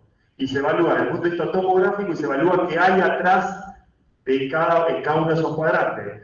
Entonces, yo sé que si me duele el hipocondrio derecho, lo que voy a tener hígado, voy a tener vesícula y voy a tener ángulo hepático del colon. Y podré tener algo de algún dolor referido, no sé, estómago, digamos, que el paciente no sepa, digamos, bien dónde indicar. Si a mí me duele el epigastrio, voy a saber que me duele el esófago, voy a saber que me duele el estómago, o me puede llegar a doler el páncreas. Si yo tengo que me duele el hipocondrio izquierdo, paso ángulo esplénico del colon y algún dolor referido al estómago. Si me duelen los flancos, voy a saber que me pueden doler los riñones, además del colon descendente. Si me duelen las fosas ilíacas, a lo que nosotros llamamos fosa ilíaca derecha, que es la apendicitis, y yo pienso en las dos fosas ilíacas y pienso en mujeres, pienso también en alguna cuestión de ovario, ¿tá? O pienso en trompa y pienso en el embarazo ectópico, ¿tá? Entonces, digo, esto siempre nos sirve para pensar, si yo tengo un dolor en fosa ilíaca izquierda en un hombre de 20 años, diría, bueno, ¿qué es lo que tengo? Allá puedo tener sigmoide y no mucho más. ¿Qué problema puede tener una persona de 19 años de sigmoide? No, puede tener cualquiera, pero ¿cuál es la prevalencia de tener algo importante, una invaginación o un vólvulo en sigmoide en un paciente de 19 años? Bajísima. Por lo tanto, para la clínica me quedo. Ahora, si ese dolor es en fosa ilíaca derecha, voy a tener una alta o mucho más para pensar en apendicitis. Y si es mujer, de cualquiera de los dos lugares, le preguntaré si usa un método anticonceptivo, si no usa método anticonceptivo, cuándo fue la fecha de última menstruación, porque tengo que descartar el embarazo ectópico. Entonces, en conjunción en relación al dolor abdominal, lo que tenemos que saber es manejar cuál es el tipo de dolor. Acuérdense que el tipo de dolor puede ser un dolor visceral, que era un dolor difuso, no bien explicado, ¿tá? Un dolor como irradiado, digamos, no focalizado. Ese es un dolor de una víscera como el hígado, que lo que duele es la cápsula. Y en cambio las vísceras huecas tienen un dolor de tipo cólico. Es un dolor que se provoca por primero por una distensión, porque hay algo que provoca que la pared se distienda, y segundo, el aumento de esa contracción es por aumento de la contracción del músculo visceral. Entonces, víscera hueca, y el otro es el lugar. Entonces yo digo, me duele el hipocondrio derecho y tengo un dolor difuso, me duele el hígado. Si me duele el hipocondrio derecho y tengo un dolor cólico, me duele la vesícula o me duele el colédomo.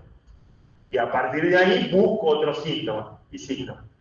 ¿Se entiende? Dividían topográficamente y los dos tipos principales de dolor, y ahí podemos saber cuál es la gravedad o no la gravedad de un dolor abdominal. Hipocondrio, digamos, hipogastrio, acuérdense que era la porción final del recto, la vejiga y el útero en la mujer. Y acuérdense que en el periumbilical, digamos, en región periumbilical, lo que tiene principalmente intestino delgado. Digamos, te diría ahí que no hay muchas cosas para un dolor. Una persona que viene, ¿dónde le duele? Le apretás fosa ilíaca derecha, le apretás fosa ilíaca izquierda, le apretás todo lo demás y lo único que le duele, bueno, vos sabés que ahí anatómicamente lo único que hay es intestino. ¿Qué va a tener una persona joven con intestino? ¿En intestino? Más probablemente nada. Si a eso le sumás la averiguación, como vamos a averiguar después, melena, o le averiguás hemóptisis, o le averiguás que no tiene sangre en materia fecal, te quedas tranquilo. ¿Estamos? Entonces, topografía más tipo de dolor abdominal. Los otros síntomas, disfagia, saber lo que significa la disfagia nomás. No todo, digamos, saber que la disfagia, lo digo siempre, ¿por qué se averigua la disfagia? Por el cáncer. Solamente por el cáncer la disfagia, ¿está? No las alteraciones neurológicas que puede provocar, Chagas o algunas otras cuestiones, no importa tanto. Lo importante es descartar cáncer, digamos, en relación a la disfagia. Pirosis, regurgitación, y lo que decía antes, la diferencia entre hematemesis, melena, hematemesis, melena y el sangrado. Acuérdense en todo paciente, cuando nosotros le preguntábamos hábitos, más allá de este en particular que tiene diarrea, y nosotros en la diarrea le vamos a preguntar si se acompaña de sangre o se acompaña de pus, cualquier evaluación de los hábitos de un paciente incluye el preguntar cómo es la materia fecal. ¿Qué buscamos en la materia fecal de cualquier paciente que no tenga una diarrea o que no esté alterado? Evaluamos cambio del ritmo evacuatorio, que es aumento mayor de lo que tenía cuando iba normalmente, o cambio que haga constipación, diarrea, constipación, diarrea. Y la otra cosa que buscamos es que haya pérdida de sangre. Pérdida de sangre en forma de melena cuando es por arriba del ángulo de 3, o cuando directamente sangre más rutilante, fresca, cuando es por debajo del ángulo de 3. ¿Está? Para que haya hemóptisis, hematenesis, que venga sangre del estómago, sí o sí va a tener que sangre del estómago y tiene que ser por arriba del ángulo de 3, digamos, ¿no? Digamos, para que haya un vómito de sangre por debajo, digamos, del tracto digestivo inferior, tiene que haber una obstrucción. Si no, no puede haber, digamos, cuando nosotros hablamos de vómito fecaloide, o hay una fístula, digamos, ¿no? Lo que es una fístula entre una parte del intestino y el estómago que sube, o en realidad tiene que haber una detección del tránsito, porque imagínense que tiene que ser por rebalsamiento, o sea que se tiene que llenar todo el intestino, subir, llegar hasta por arriba del ángulo 3 del estómago y ahí vomitarlo. ¿Tá? Por lo tanto, todo lo que pase por el ángulo 3, lo más probable es que salga por abajo. ¿Tá? Lo otro es por arriba. ¿Estamos? Entonces, hematenesis por arriba, y por abajo es proctorragia, enterorragia o melena, si es de color negro, rutilante. ¿Qué hay que saber de las bacterias? Las bacterias, digamos, de los productores de diarrea, obviamente las enterobacterias como modelo, la Escherichia coli como modelo, explicar los 4 tipos de diarrea. Yo siempre cuando elijo hablar, lo digo siempre, yo elijo la diarrea no clasificarla por aguda, subaguda, crónica, sino por el mecanismo de producción fisiopatológica. Si es por aumento de la motilidad, si es por aumento de los solutos, si es invasiva, y en eso, por lo menos las 4 que no tienen que ver con una cuestión, digamos, la explicación de las 4 Escherichia coli es la que más fácil te explica los distintos mecanismos. ¿Qué es lo que hay que saber? Para mí, 2 cosas. Una, si hay algún mecanismo de virulencia particular, cuáles son las que producen toxinas y cuáles son las que no producen toxinas. Las que producen toxinas y las que no producen toxinas. Eso como una cuestión a saber. Toxinas, digamos, mecanismo de virulencia. Toxina o no toxina. ¿En qué lugar están las bacterias esas? ¿Qué es lo que se contamina? Si se contamina el agua, si se contamina la crema de leche, el huevo, el helado. O sea, ¿hay alguna cosa en la cual vos le tenés que preguntar particularmente que haya hecho?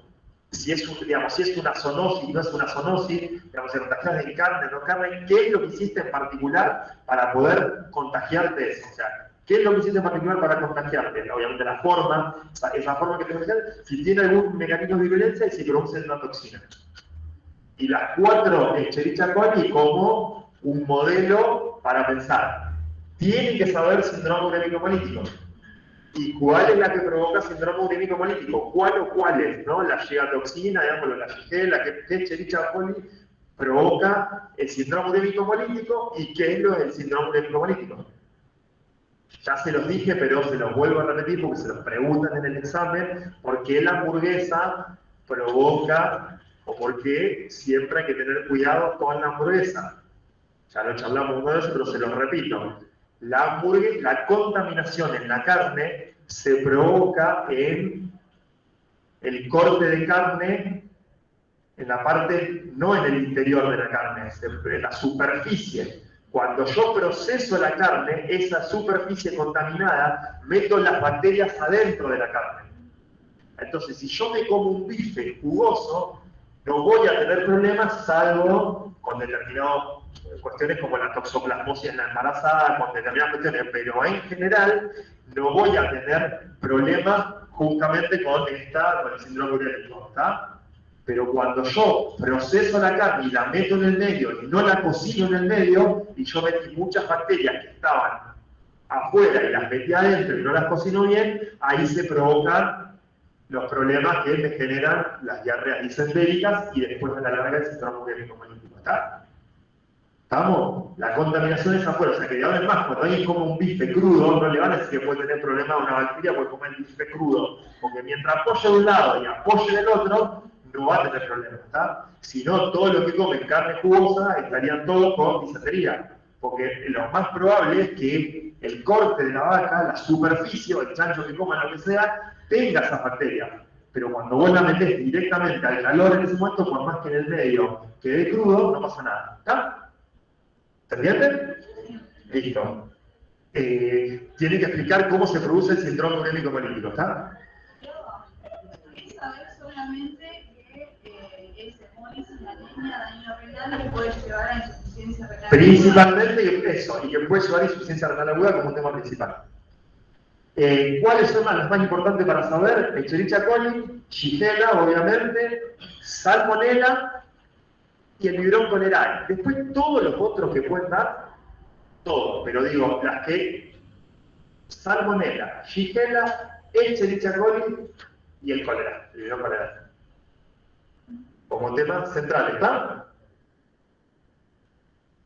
De los parásitos. Estoy haciendo más rápido para los parásitos, pero para pasar más rápido porque ya toca dejar el aula. De los parásitos, acuérdense cuáles son fecal oral, porque a partir de saber cuál es fecal oral, vos sabés principalmente, obviamente, primero cómo diagnosticar y después a quiénes tenés que tratar o a quiénes no tenés que tratar, porque si es fecal oral, lo más probable es que toda la familia esa requiere determinado tratamiento. Entonces, las tres cosas que siempre le digo, chiquito, blanquito, como un hilito, decíamos así, era oxiuro. ¿No? Y después, ¿cuáles teníamos? Teníamos la diferencia, había que hacer entre ascaris, ¿se acuerdan? Y las tenias.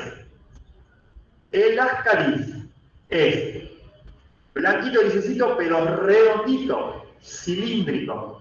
¿Está? Es como esto acá, pero blanquito, cilíndrico. ¿Está? Y las tenias son chatitas. Las tenias son chatitas. Entonces, blanquito, chiquitito, como un hilito, oxiuro. Cilíndrico. Largo, digamos, cilíndrico. Entonces, blanquito es, ¿qué es? Ascaris. Y la tenia es el más largo. Si es proglótide, no es proglótide, ya no sé. Nada, ustedes tienen que saber reconocerlo porque la gente viene con los frascos y le dice, miren doctor lo que dice, entonces lo importante es que ustedes reconozcan. Después si es un pedazo, como si tienen sopapa, no tienen sopapa, si chupan o no comen, qué sé yo, no sé. Eso es otra cosa. ¿Qué otro tienen que saber sí o sí? La Giardia. Giardia preguntan inclusive más que oxiuro, que ascaris y que tenia. Giardia, preguntan Giardia. Preguntan la giardiasis. ¿Está? Y tienen que saber cuáles son los que dan diarrea, porque en realidad como este niño tiene diarrea, hay que saber cuáles de todos los que tienen dan diarrea. Cuáles dan diarrea sí y cuáles no dan diarrea. Todos los síntomas que acompañan a la parasitosis, problemas para dormir, que rechinan los dientes, todo eso, digamos, alteración del aprendizaje, broncoconstricción a repetición, todo eso, digamos, agréguenlo, estudienlo ustedes en relación a los parásitos, pero digo, los parásitos principales dijimos oxiuro, tenia, ascaris y giardia. Y los otros, que por ahí les pueden llegar a dar, es cuáles provocan diarrea en pacientes HIV, porque la diarrea es como una enfermedad marcadora de HIV. Bueno,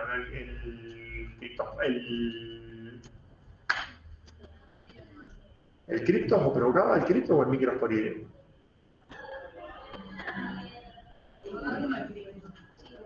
Sí, el cripto. El criptosporidio es el que provoca diarrea como enfermedad marcadora de HIV.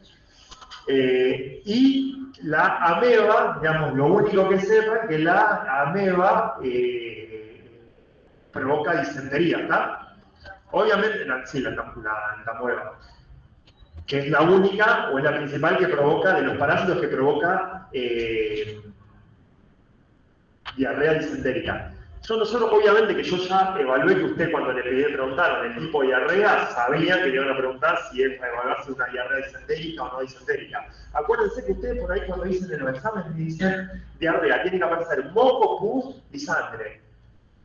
La madre, digamos, el pus es difícil de reconocer, o sea que lo central es pus o sangre la diarrea acá. Pus o sangre. Eso me alcanza. Usted diría, si tiene pus, ¿qué tengo que hacer? Usted diría, bueno, ¿tengo que dar antibiótico? No. La evaluación de hacer tratamiento antibiótico no se da solamente pensando que es una diarrea bacteriana. Se da evaluando al paciente por determinados criterios clínicos generales. O sea que no es que, digamos, uno diría, bueno, ¿para qué te sirve pensar en una diarrea bacteriana o en una diarrea no bacteriana? ¿Para dar antibiótico? No sé solamente así. Es un punto más que se usa para evaluar si doy antibióticos. ¿Qué es lo que hay que agregarle acá? Si viene un paciente con esta diarrea, nosotros dijimos que le pedíamos un análisis de sangre para evaluar 2 o 3 cosas. Vamos a hablar de estado ácido básico, un paciente que tiene diarrea y vómito, sea el estado ácido base. ¿Qué más tengo que evaluarle? La función renal, ¿no? Porque es un paciente que puede estar deshidratado. ¿Qué va a tener alterado si tiene un paciente que está deshidratado? ¿Qué laboratorio va a estar alterado? Primero, lo primero. ¿Qué es lo primero si el paciente está deshidratado? Va a mirar. No. Vamos a mirar qué cosa. Si le funciona o no le funciona. El riñón. El paciente no orina, vamos a evaluar la función renal. Y vamos a ver cómo tiene la creatinina, porque se mide con el clínico de creatinina. Segundo, vamos a usar la urea. En todo caso, para evaluar qué tipo de insuficiencia renal tiene, si es prerrenal y todo. O sea que primero la creatinina, la urea. Entonces ya dijimos, estado ácido base. Creatinina, urea. Vamos a buscar el hematocrit, no, vamos a buscar ver cómo están los glóbulos blancos. Acuérdense que si nosotros teníamos aumento en la cantidad de glóbulos blancos, era de acuerdo a la serie que teníamos desarrollado. O sea, teníamos bacterias, íbamos a tener los neutrófilos, si teníamos virus, vamos a tener los linfocitos, si teníamos parásitos, vamos a tener los eosinófilos. Entonces, ya ahí vamos construyendo un laboratorio que cuando termine injuria lo vamos a saber todo, cuando haremos bilirrubina y haremos toxéximo. Función renal, la función renal se mide con el clearance de creatinina, no con la urea. Clearance de creatinina. La urea se mide también para evaluar, luego de que tenés la creatinina alterada, evaluar la urea. Se va a medir los glóbulos blancos para evaluar si yo tengo una infección, y vamos a poder pedirle al paciente un examen de la materia fecal, que había 2 tipos de examen. Un examen era, como para ver todos, decíamos, lo que se llama el coprocultivo. ¿Estamos? El coprocultivo. Acuérdense lo que hacemos siempre, después lo vamos a ver en todas, pero cada vez que yo tenga, digamos, en injuria, yo tengo que dar cuenta de cómo se toman las muestras. Entonces, ¿cómo se toma una muestra para coprocultivo? Usted que va, ¿cómo le dice que haga la caca? ¿Dónde la hace? ¿En qué frasco la pone? ¿La saca del inodoro, hace caca dentro del frasquito? ¿Toca los dedos? ¿Cómo es la explicación de la toma de muestra? De coprocultivo, de parasitológico sería materia fecal, de urocultivo, de orina completa y de sangre o lugares donde tengo que poner aguja, digamos, donde yo tengo que usar aguja. Tenemos que poder dar esa explicación, ¿está? Y el coprocultivo es lo mismo que el otro día charlamos, creo que ya hablamos algo de cómo se veía, decíamos, cultivo directo y cultivo. Acuérdense, el directo es miro así en fresco, acá no voy a ver nada, pero sí podría haber parásitos, digamos, si yo quiero un parasitológico, miro en fresco, así nomás, digamos, sin hacer, y después, o con una tinción, digamos, fresco, haciendo una tinción. Y el cultivo es cuando ya lo pongo en medio de cultivo.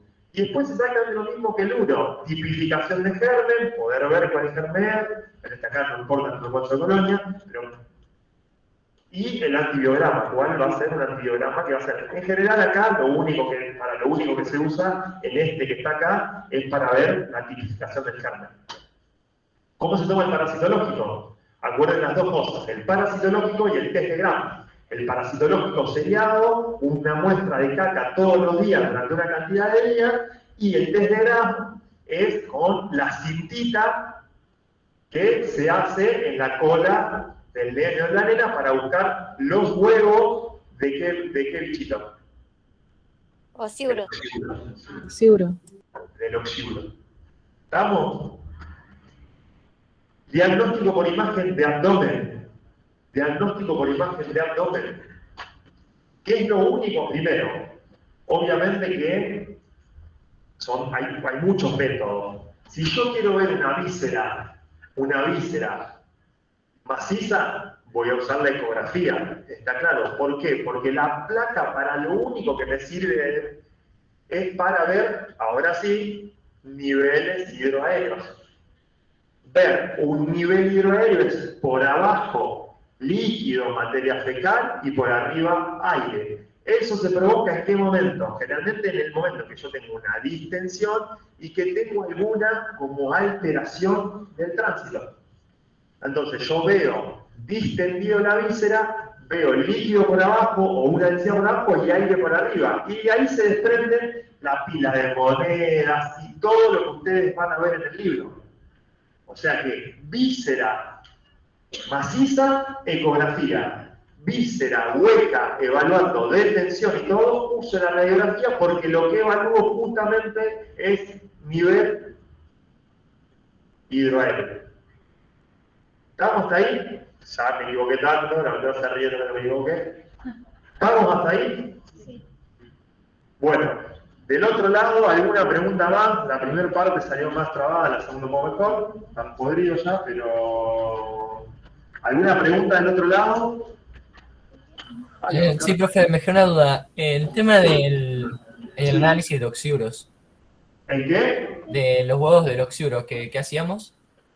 En el oxiuro se hace una cosa que se llama test de Graham, que es con una cintita o con un algodoncito, se pone feria anal de la persona para pegar los huevos y mirarlos directamente. ¿Por qué? Porque el parasitológico no requiere una atención, es mirar directamente.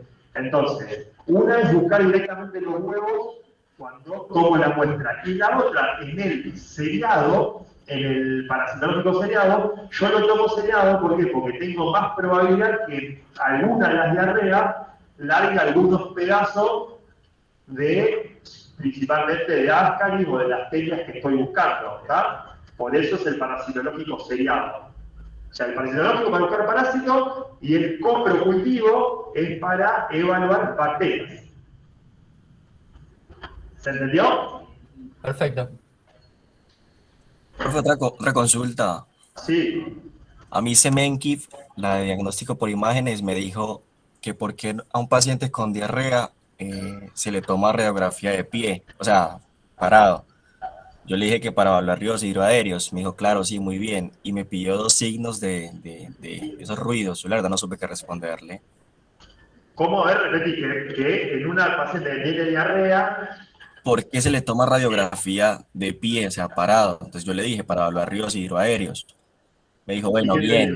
Me dijo, bien. Me dijo, dígame 2 signos de ruidos hidroaéreos, o sea, de esos signos hidroaéreos. O sea, ella me marca, como que intentaba ayudarme haciéndose un collar, porque supuestamente era el de collar de perlas y otra cosa toda rara. Pero la verdad yo tengo... Siempre me acuerdo de uno solo, de la pila de moneda, digamos, pero no me acuerdo de los otros, hay 3 o 4. Creo que hay uno sobre el pico del pato, me parece, cuando hay una obstrucción, pero la verdad que no me acuerdo todo. Sí me acuerdo el de pila de moneda. Los otros que mencionaba, por si sirve, eran de doble burbuja, que era aire en el duodeno y en el estómago. Claro, el de la pila de monedas, el del collar de perlas y el de los peldaños de escalera. Bueno.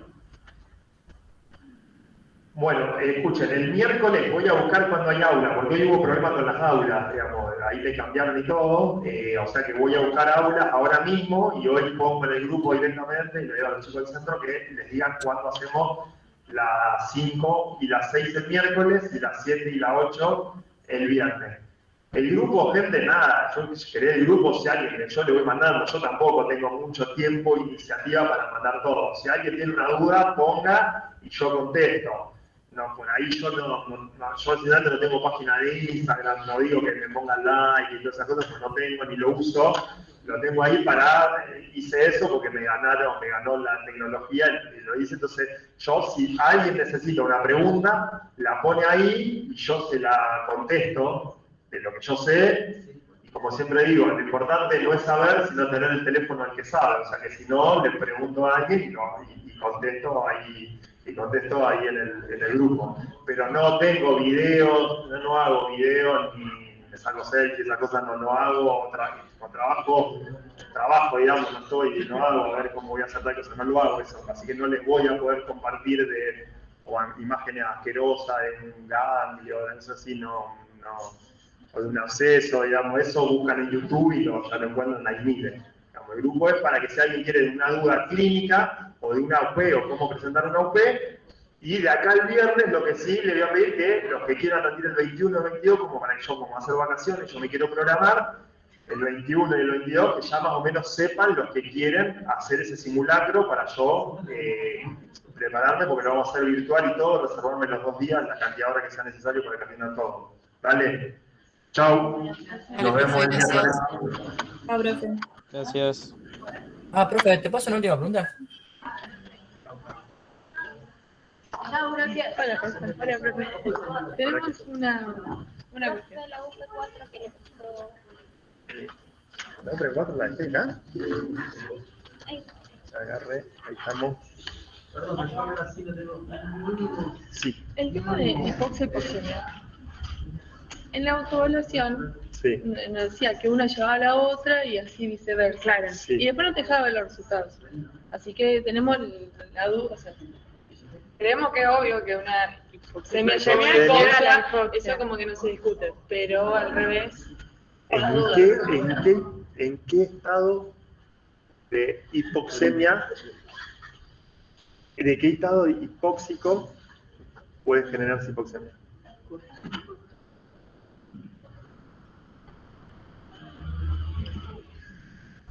Por ejemplo, si yo tengo una...